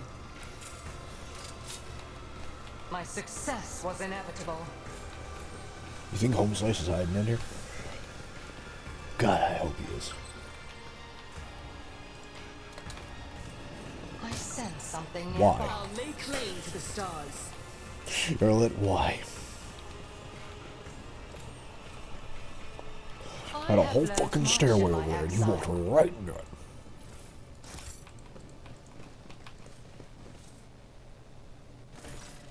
You see a contorted, agony-racked Eldari, or more accurately, something that resembles one. Dozens of scars and sutures cover its face. The sight of its misaligned joints moving under its skin makes your stomach turn. Its singular eye looks devoid of sanity. And yet, as you examine the creature's tattered clothes, you can still recognize, albeit with some difficulty, the ceremonial raiment of a Farseer. At last, my deliverance, Wonkai. The disgrace, the humiliation of falling at the hand of a lesser creature. Enough. Anticipation of this moment is all that allowed me to retain a vestige of reason. End me now. Who are you? I don't recognize you but your vestments. A child of a dead home. I do not remember you, but it glads me on the cusp of death to behold a spark of the Azuron. Who are you? A hollow shell forced into servitude. Every thought of my being calls out to me, urging me to claim your lives, only stopping by the fading remnants of my former self. Quickly, I demand that you give me a death to me and break the shackle of this nightmare. The translucent threads coil in strange, sickening patterns around the Eldari's temples, sinking the skin of his face, necks, and clavicles. In the dim, cold light of the laboratory, the device remains a glistening Charon worms that are mercilessly drinking Xeno's mind dry. I think that's what we're here for. I can barely see the Xeno's aurora in the warp. Must be the work of the thing on his head.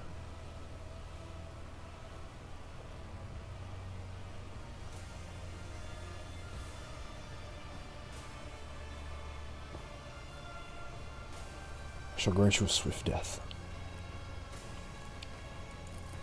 Let it be so. The Farseer raises to his knees in a jerking motion, like a broken marionette, and takes a step towards you with glassy eyes. His frail fingers move as if tugged by invisible strings, and the mutilated bodies of the twisted creature in the tank start convulsing secretly.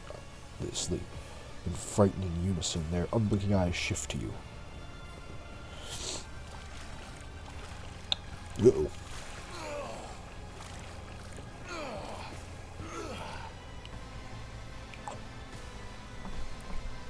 Smite the Xenos! Witless monkey. Well, shit. Request I venerate you beneath the weariest part of the trial.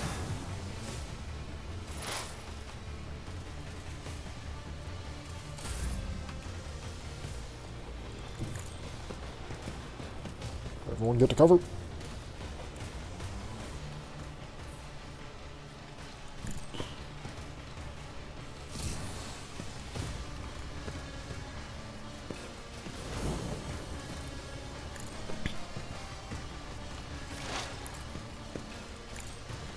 Fortune favors the swift. Heal my wounds.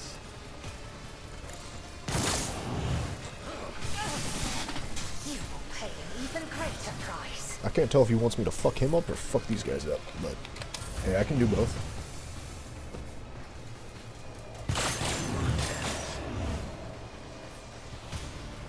My reckoning will be swift.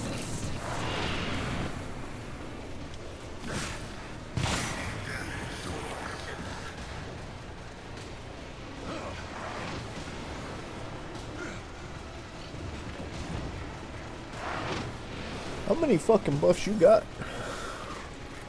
I am not your son's pet monkey.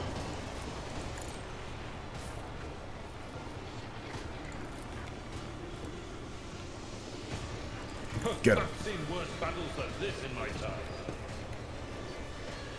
At your beck and call. It will be done. At your beck and call. Shit. Just a minor setback. She's unstruck. Heal my wounds.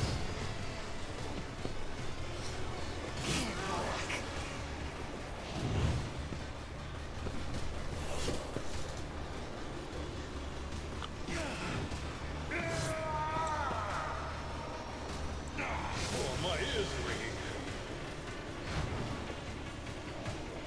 Strands of fate guide me.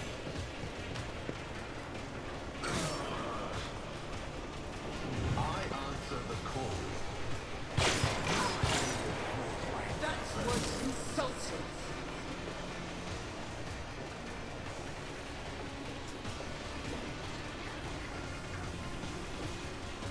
Okay, Will do. Dearly for your actions. Anything else? Will do.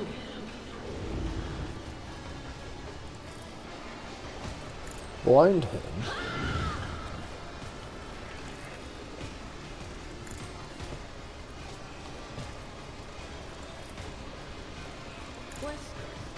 Was it you? Or on it?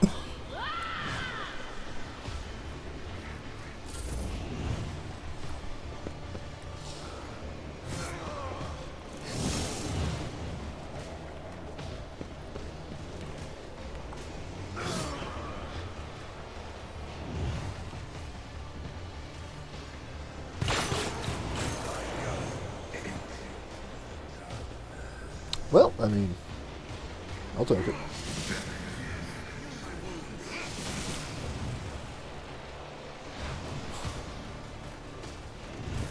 I was saying, man, you're fucking up your own teammate way more than you're fucking us up. Already done. Not a problem for me. There's no way, nothing of value has been lost. Has not ended yet. And learn. Pitiful attempt. You will pay dearly for your actions. Will I though? Another clean strike. I'll bring glory to my shirt line. Heal my wounds.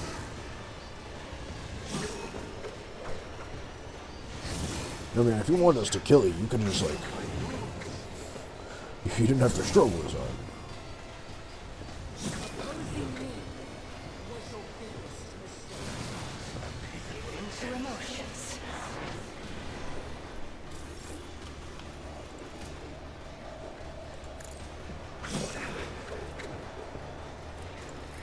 Suits my purposes. I'll return this favor tenfold. All to you. I do not fear. I forgot to place that there. That was just more of a fuck up. Another Pitiful attempt. We all walk our own path. Return this favor tenfold.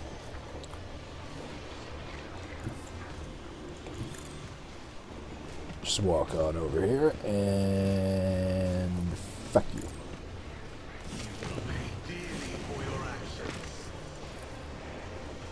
My vow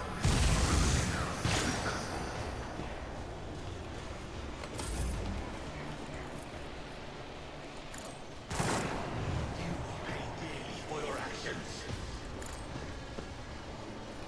You hit him again.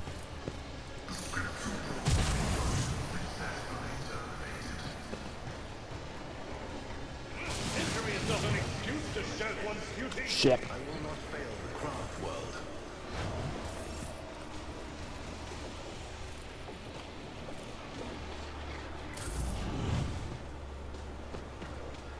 It's fine. As long as we kill this guy, then Woden can pretty much just mop it down. Or he'll just die. That'll work too.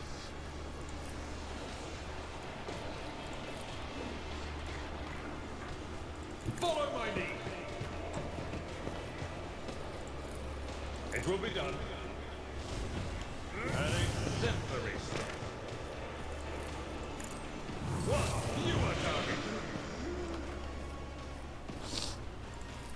Blind that guy.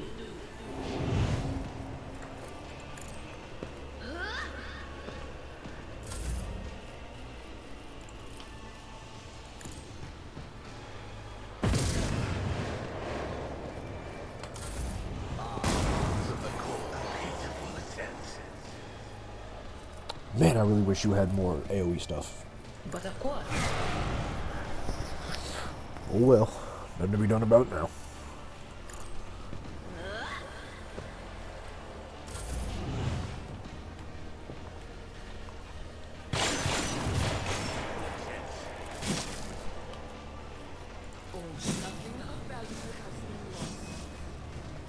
Yeah, easy peasy.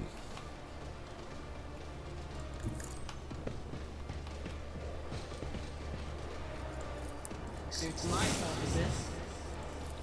Not a problem for me. I'll return this favor tenfold. Guide me. The ancestors. Easy peasy.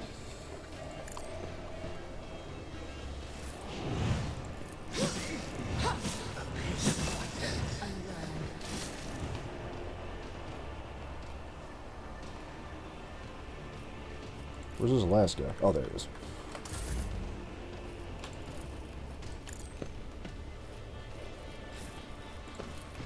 I will do my duty.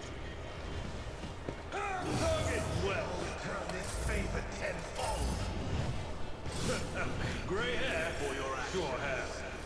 Indeed.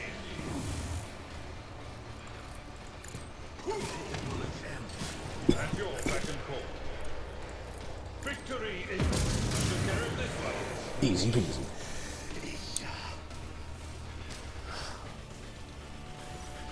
Idari carefully puts the threads of the psi stifler out of the Farseer's breathless body.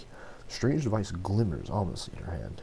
It's difficult to tell in the dim light if the threads are moving on their own, or if it's because her whole body is trembling. Terrified and confused, Idari looks at the device, then at you, back at the dead Aldari. It's Xenos, Woden. You see his eyes right before he attacked us. It's like there was no life left in them. It's either all because of this thing. And it's all because of this thing. I don't want to die, but I don't want to live like that either. If it means I'll stop being myself, then what's the point? You do not have to resort to a solution like this. There are other ways. My kind of technology. Devices not designed purely to scourge the soul. Oh yeah, I read? I'm sure they do. And as soon as I visit your nearest and dearest, I'm sure they'll welcome me with open arms and spoil me with gifts. Look, Yarlet, if you're not on great terms with them, what chance does a Monkai witch have?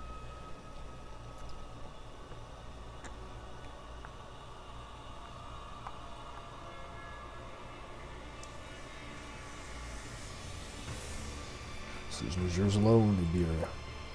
My decision? Indira bites her lips and looks down at the Xenon artifact in her hands. Her expression betrays an intense struggle, a burden of terrible choice. Once past, before she raises her head and nods. You're right. This crap isn't worth it. Time to accept the inevitable.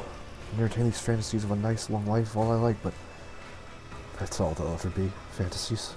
Pretty tales to tell over a glass of emissary to make life, real life, seem less shitty. The reality of the situation is ugly and merciless. Or psycho. My abilities are getting more and more out of control by the day, which means they'll go out like as any psycho should. They'll be ugly and merciless. But what I hope for is that you'll be so freaking awesome and heroic that you'll be telling stories of it to your grandchildren for ages. You can help me realize this one. Idira sniffles and casually drops the psi stifler on the floor, where it shatters into a million tiny pieces. I'm pretty sure we're done here, Lord Captain. Mind letting me know when you have some time when we're back on the ship? I'll talk to you about the plans for the future in private. Go now. I've still got a whole life to get on with. That you know.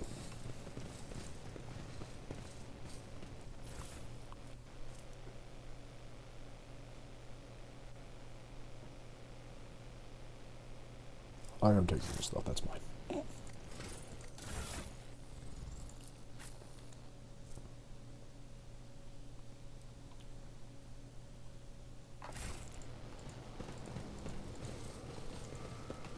Follow my lead. Well, time to go kill that homunculus.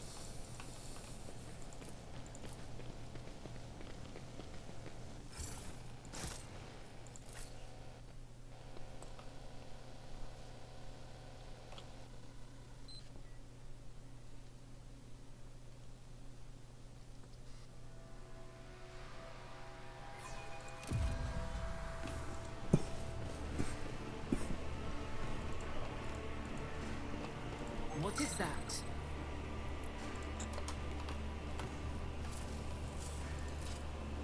A trivial task. Well, I guess we're not using the Sharp elevator. eye.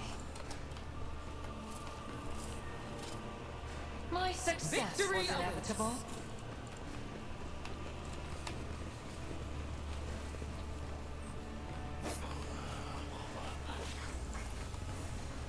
I have didn't learned like much that in my noise. exile.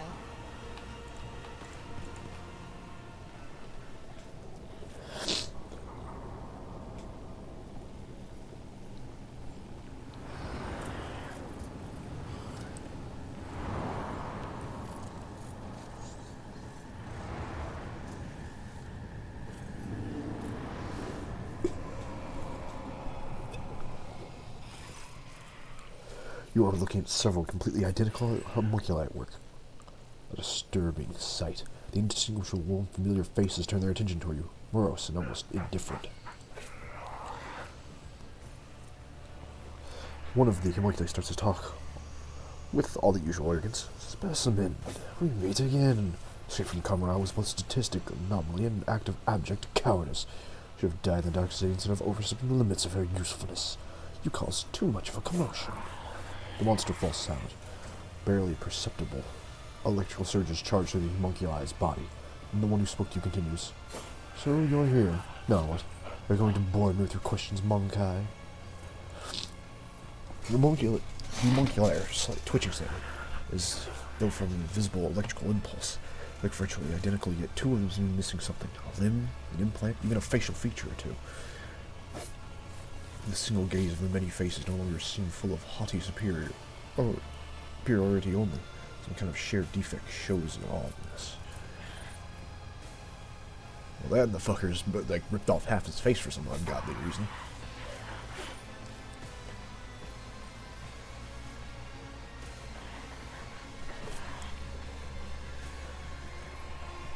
Am I talking to one Trevantis or several? G was separate individual. The homunculi you can see are silent, yet you hear Trevantis reply. His voice seems to be coming from every direction at once. My new multiple form is intriguing, isn't it? I'll leave you a question and answer specimen to give you something to ponder. What is this place? Doesn't look like a Drakari laboratory. This dreary vault is lacking in practicality or function, but has served as a passable refuge for me in my research. Why are you here? Not in Kamara. I am obviously here because my laboratory contains my research that requires my attention. The familiar voice of one of the Xenos sounds as if he's lecturing a child. So you found new company. Found? Or don't you mean made? I've had backup shells stored away for centuries. In the event of the Spire of Reaving Tempest convinced me that one active body was not enough. The hole in the ceiling is a peculiar design choice. What the hell happened? The identical faces look annoyed and spiteful for a moment. It seems your homunculi are about to reply in unison, but a barely perceptible electrical impulse stops them. One of them scoffs and mutters through his teeth. Just more proof how unreliable partnerships with lower life forms are. You notice one of the homunculi glance at the hole in the ceiling. Fury contorts in the Xeno's face. Defend is unable to hide his anger at what happened. Whoever did it, and whatever it was they did, enraged him. Well, this will be our last meeting, Tevantis. You're different from the others of your species, specimen. This time around, I want to study you much, and I mean much more thoroughly, which necessitates your death. I hope dying once is enough for you either. I'll wipe you from the face of the galaxy! Ashe.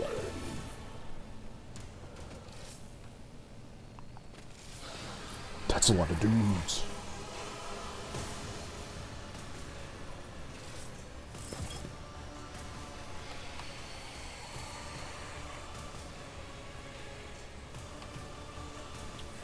I'm going right up to him. Fuck it.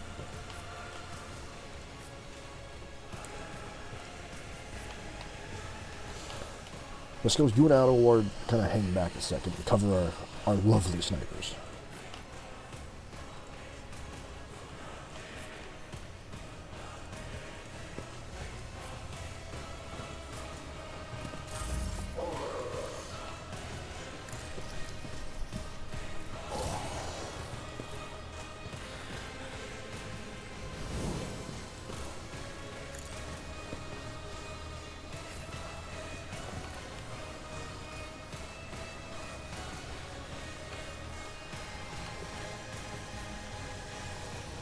Wait, these guys only have 24 health?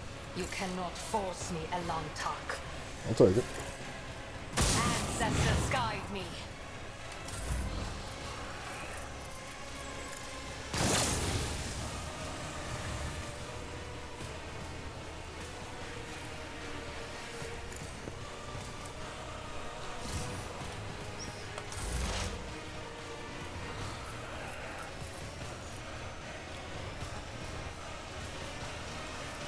Fuck that guy.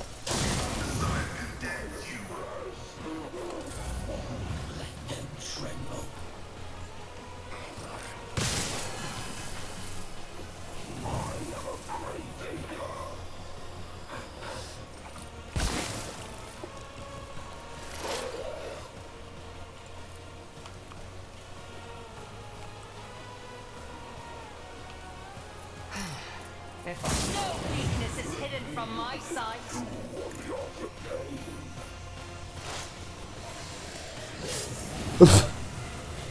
Okay. But like, why? Nowhere to hide.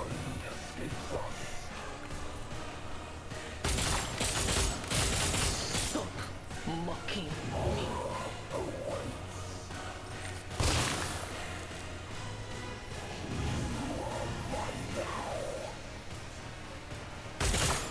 My precious has failed me. Will do. On it. Alright, just start buffing people.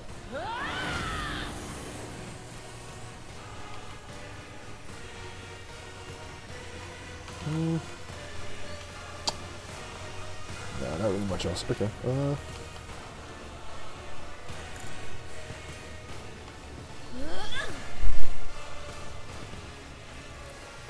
Will do.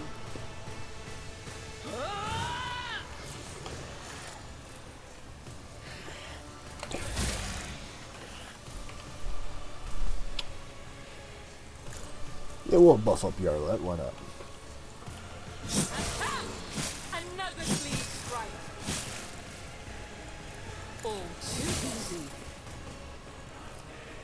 Already done. Nothing I can't do.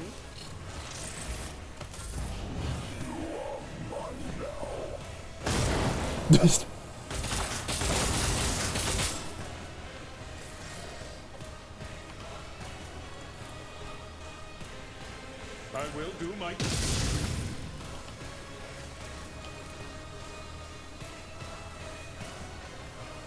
Yeah, I don't want to get up here and help me out.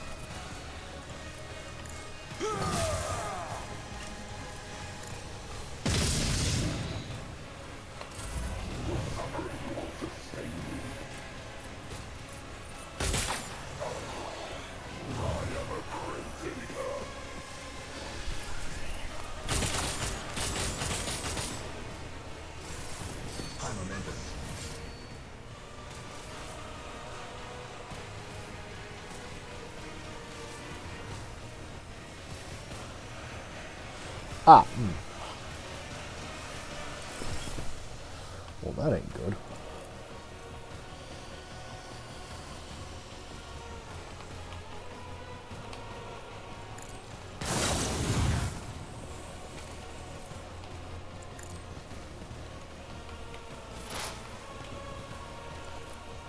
Damn.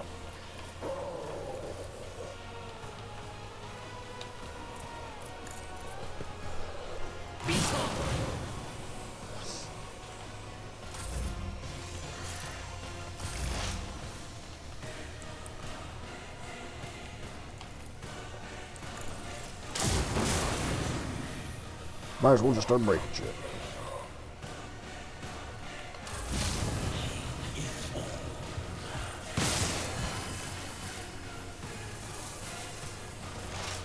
Ancestors guide me.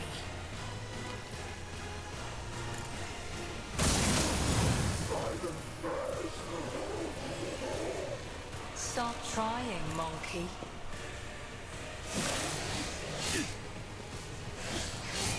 Come on, Woden, start parrying so you can kill this guy.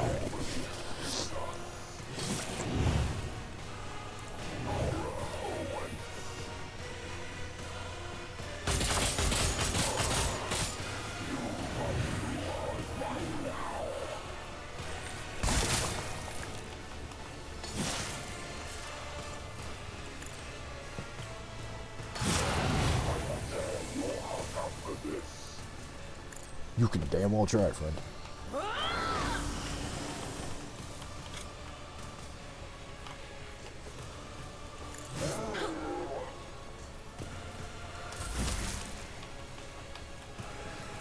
Suits my purposes. Woden, please. Watch and learn. Nothing I can't do. Oh, there's nowhere to hide. Already done. Watch and learn. My time is now.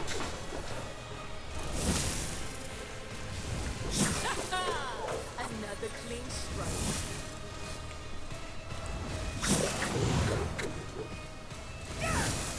Come on. Come on, baby.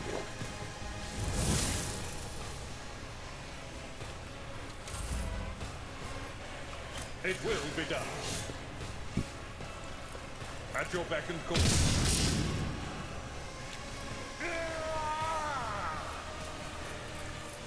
Victory is imminent.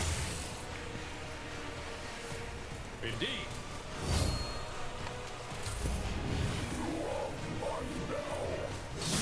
Perish for this affront.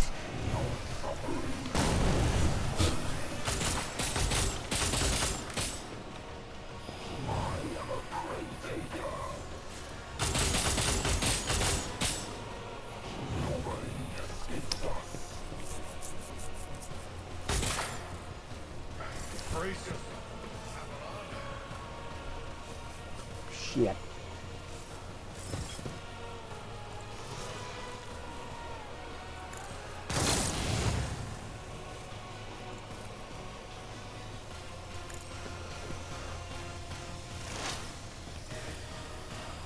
Your desire is passive, but in execution.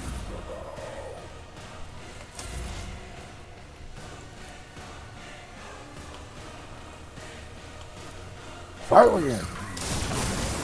Successfully terminated.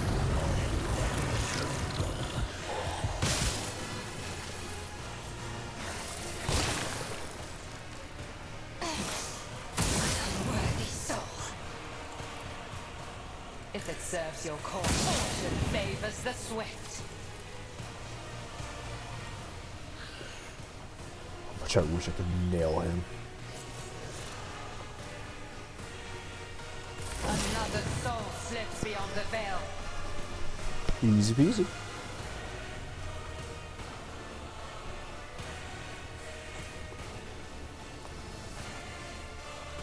Not the scryer's job.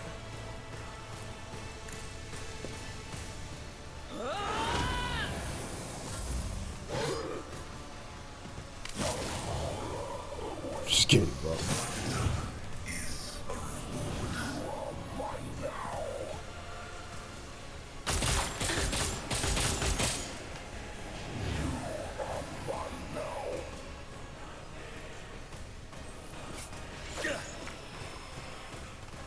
Stop it! But of course.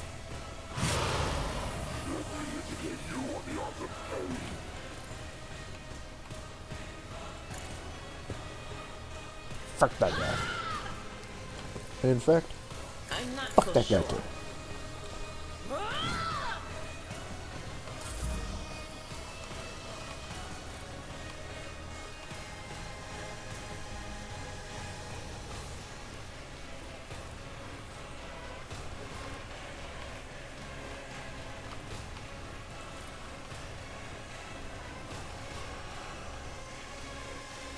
No, I'm getting up there after. This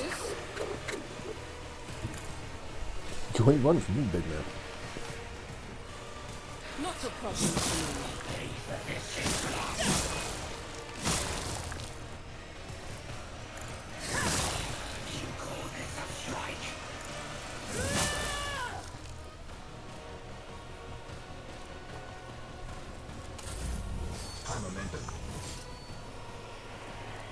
At your beck and call. I will do my duty.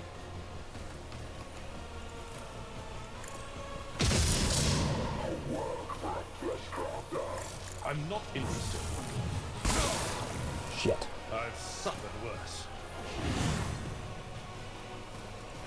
At your beck and call. Pain and duty go hand in hand. Indeed. Grey hair, sure hand. Victory is in one fewer tongues. Easy peasy. Was that you? Or At your beck and call. Reduce to dust. Get up here My and help place him. is at the fore.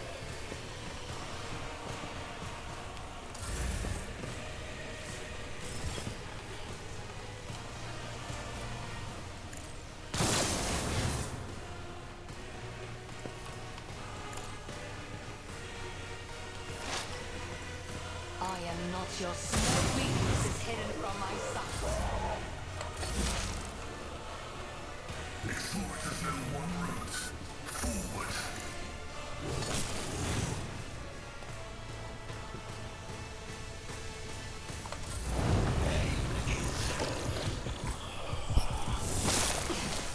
My reckoning will be swift. Just designate a target. Okay, that guy right there. This tedium is finished. I understand your intent. stop mocking me.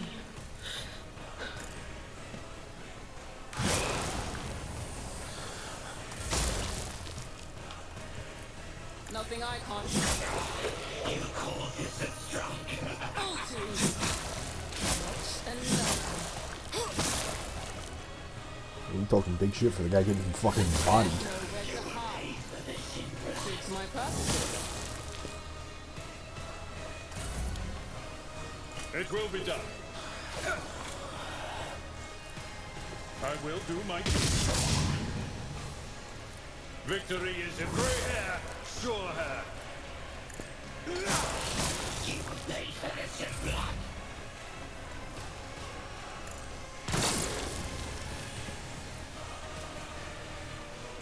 Really? Kill him.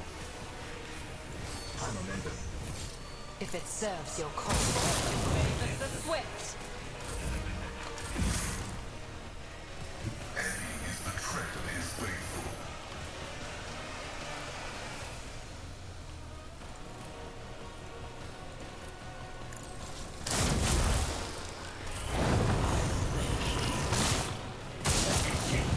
Well, that ain't fair. You ain't supposed to heal. If I must.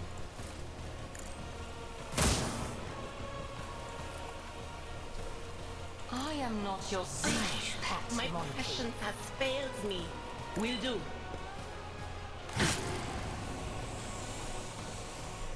Whoops. I think I accidentally hit one of them.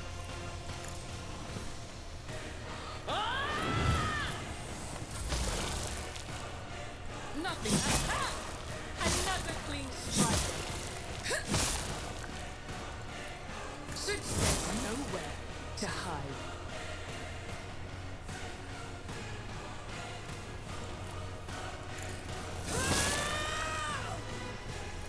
All too easy.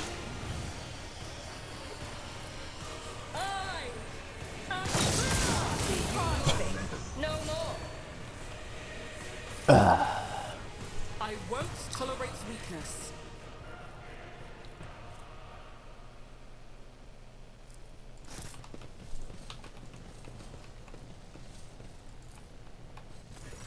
The space around the hull was littered with lumps of broken rockery.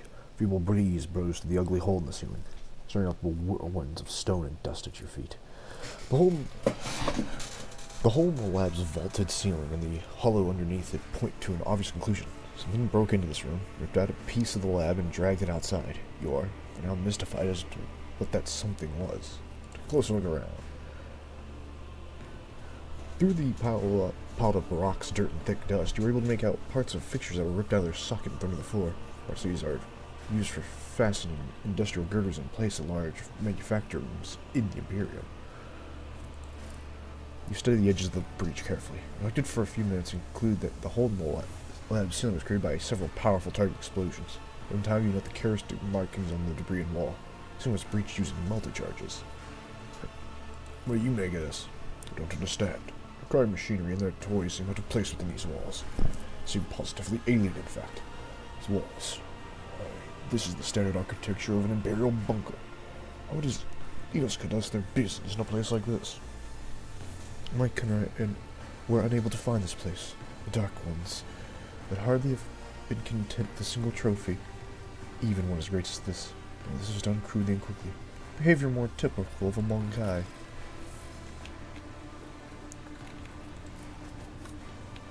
A new challenge for me. Okay, well.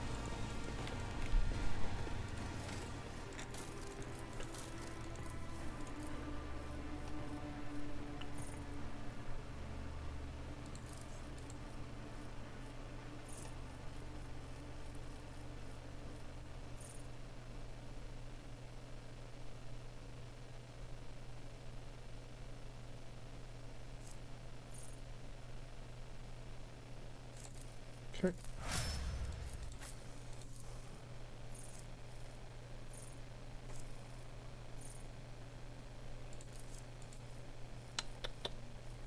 Oh, I can finally use trusty weapons.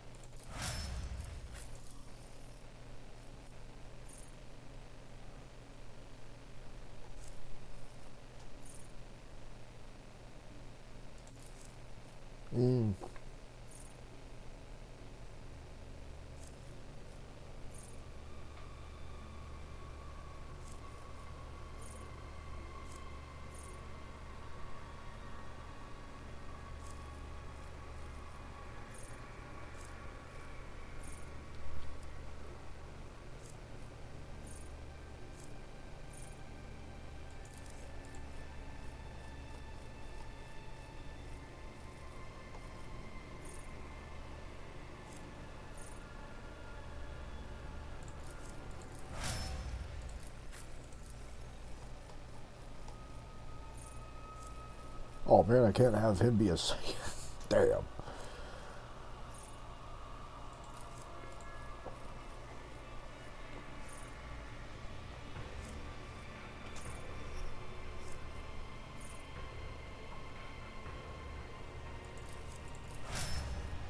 Okay. It's about time. Well, I suppose it's about time we were moseying on.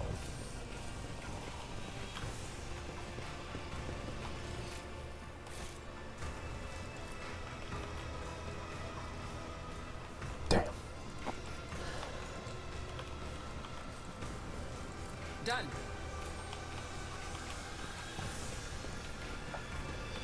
So, the Lord Captain is indulging the spinners now?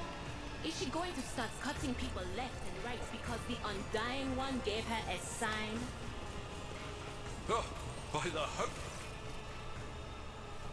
The Voxcaster in your armor suddenly spits out a cacophony of sounds. The growling of chainsaws, human screams, the screech of metal, and rattling interference from an active Voxcast.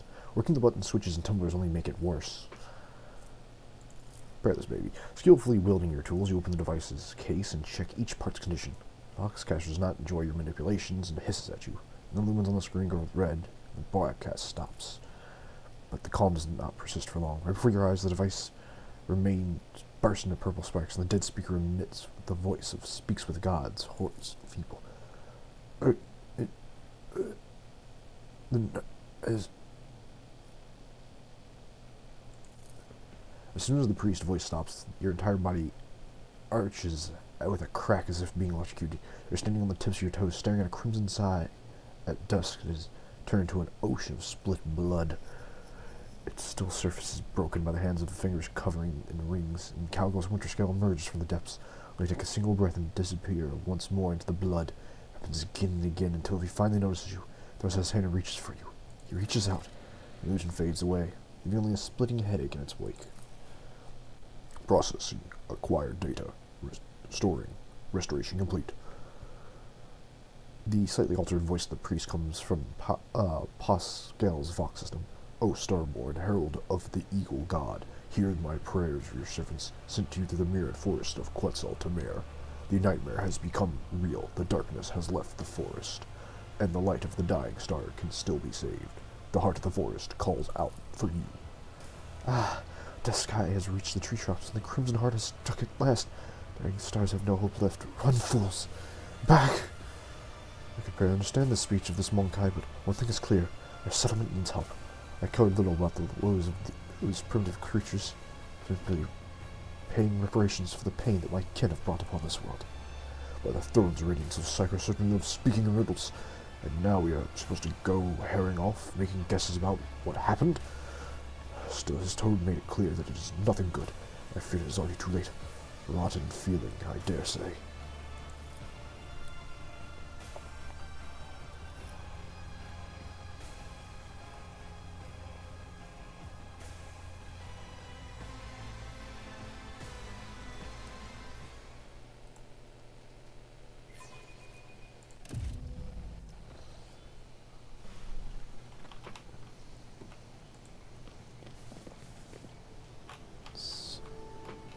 Oh. Ew. Follow my lead.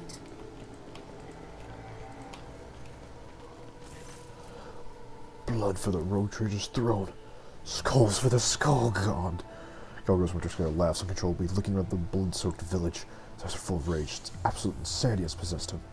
Woden the Grey seems hypnotized by his master's words, his bloodshot eyes alight with the slow-growing flame. Unnaturally, frightening, demonic. The remaining members of Winterscale's retinue have dispersed around the village center. Navigators apathetically observes the massacre from a distance. Tech Priest appears overly fascinated with assembling and disassembling her own leg augmetics, and the Southall mercenary is raising the village, wholly satisfied. Only Calgos' new Psyker speaks with gods is nowhere to be seen. Woden, how was your hunt? Who are your subjects? Why?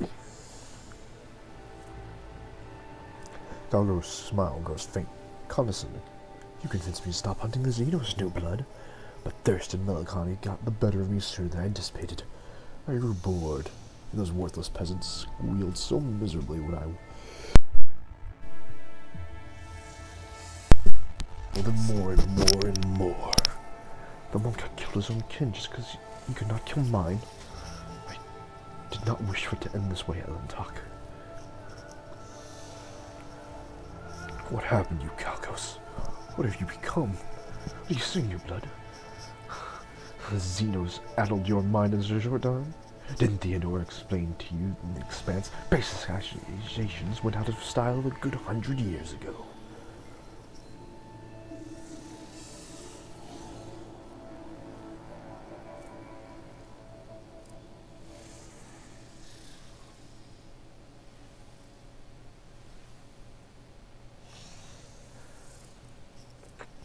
The Winterscale I've heard of would never throw his worlds to Corda, only to indulge in mindless hunting.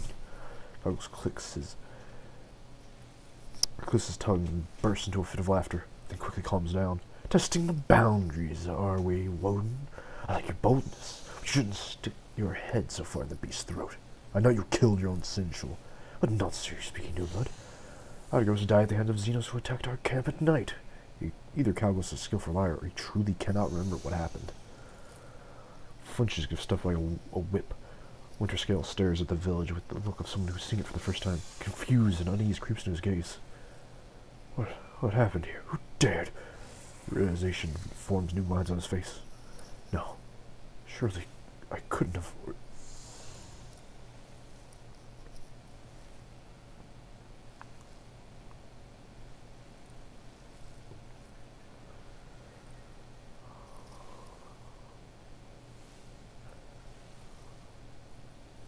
Your arch-military is a heretic and servant of chaos. He's the one flaying the fingers of your rage. It's your last chance, Calgos. Leave this upstart in two with an axe that I blessed for you. Skin her and bathe in her blood. We'll forget everything and continue on our journey to hunt and to kill. This is the way you prefer to drown your loneliness and boredom, is it not?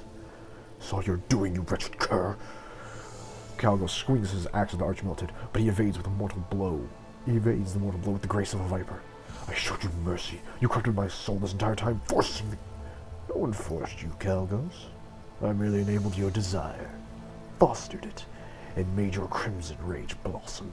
You suspected, yet your own pride stopped you from recognizing your weakness. Woden's speech becomes more and more distorted with each word, and thought swells in the back of your mind. You wish to kill him, tear him apart, here and now.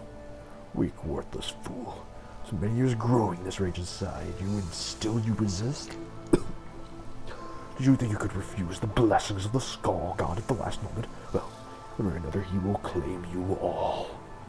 Woden's flesh bursts. Last thing you notice is his hateful gaze turning to you.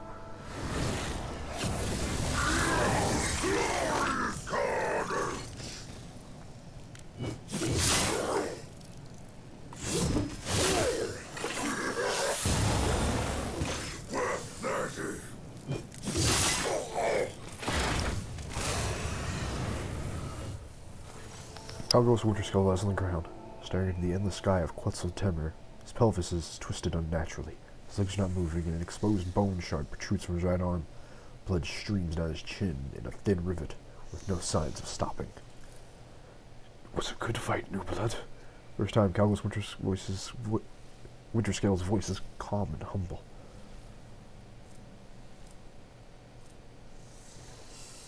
Your spine seems to be damaged. There's no walking with that. Seems you may be correct. Calgos does not look dismayed by your words in the slightest. After all, I can feel everything below the... I can't even feel anything below the chest. Aside from your own feeling of helplessness, of course. That's on a continued wheeze instead of a laugh.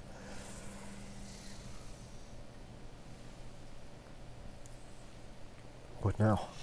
I remain here. What's left of my escort and wait for help. You should go. There are still many undiscovered stars and unknown worlds out there. I'll take you to the Emperor's Vow. There's no need. If you're so concerned about an old man's help, I shan't stop you.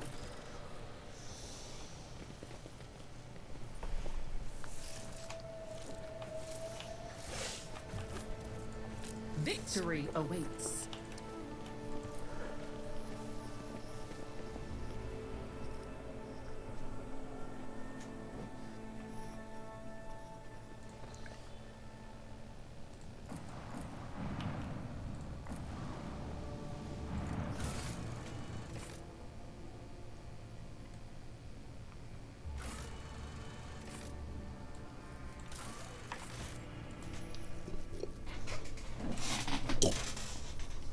Mission accomplished, boys.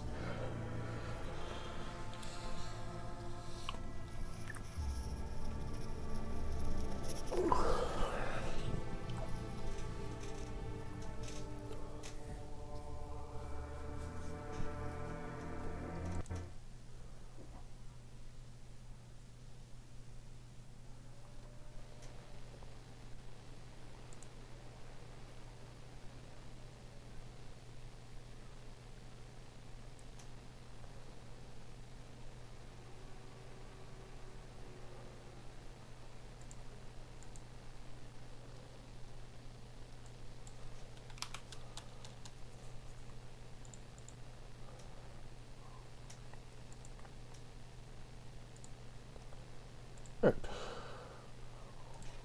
Well, we'll talk to Idira, Chad, and I think that's where we'll call it for the night.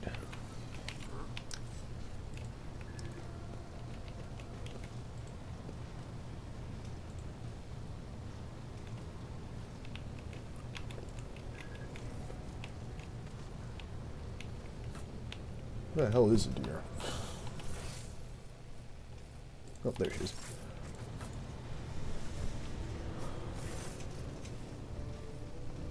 How are you? You're regretting your decision, are you? Never been better, Lord Captain. No joke. As soon as I stopped fearing for my life, even the voices in my head quieted down. But don't get me wrong, they will come back. And one day I'll find myself in a situation I can't get out of. But for now, I'm fine. And it's all thanks to you. You know, I think it's pretty ironic that my gift lets me see the future, when thinking about the future is the thing I'll do anything to avoid. Substances of all kinds, jokes, stories about their good old days. I hide under them all like a blanket. As long as I don't poke my head out, everything will be okay. At least, that's what I thought. But I'm tired of living other people's stories. I want to tell my own. I don't know when or how mine will come to an end, but I'm going to do everything I can to make sure that somebody someday tells at least one decent story about Adira Tlass. And I can't think of a better way to do that than by standing shoulder to shoulder with you. One story? Don't sell yourself short. You have already had enough adventures to fill a tome. Then what are we waiting for? Get a scribe in here. We need to get all this down before we forget. But we have to make me more heroic and powerful so that I come out looking the best next to your other companions. What do you reckon? How many wastrels have we slaughtered? 1 million? Stuff that. Let's make it 2. You got any new stories for me? You bet I do, Lord Captain. Okay, so we went to footfall once. Well, I mean, Lord Captain Theodora went to footfall a lot. But on that occasion, she took me with her for some reason. My day had gotten off to a bad start. My head had been yammering since I woke up, but there was nothing else for it. I had to go. We arrived at the place, and what a place! All the gentlemen and ladies dressed to kill, showing off their encrusted implants, all clustered around little tables. Well, turned out it was a gaming den. And not just any gaming den, but one run by somebody with deep pockets for people with just as much cash to splash.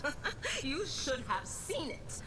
People gambling away planets in a game of regicide.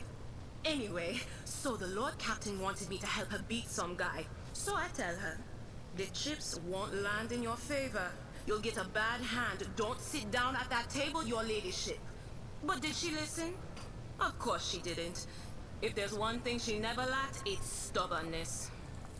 So they sat down and the cards were dealt. I'm hovering around like I'm not involved, but I'm keeping my eye on things. And everything in my head keeps getting louder and louder.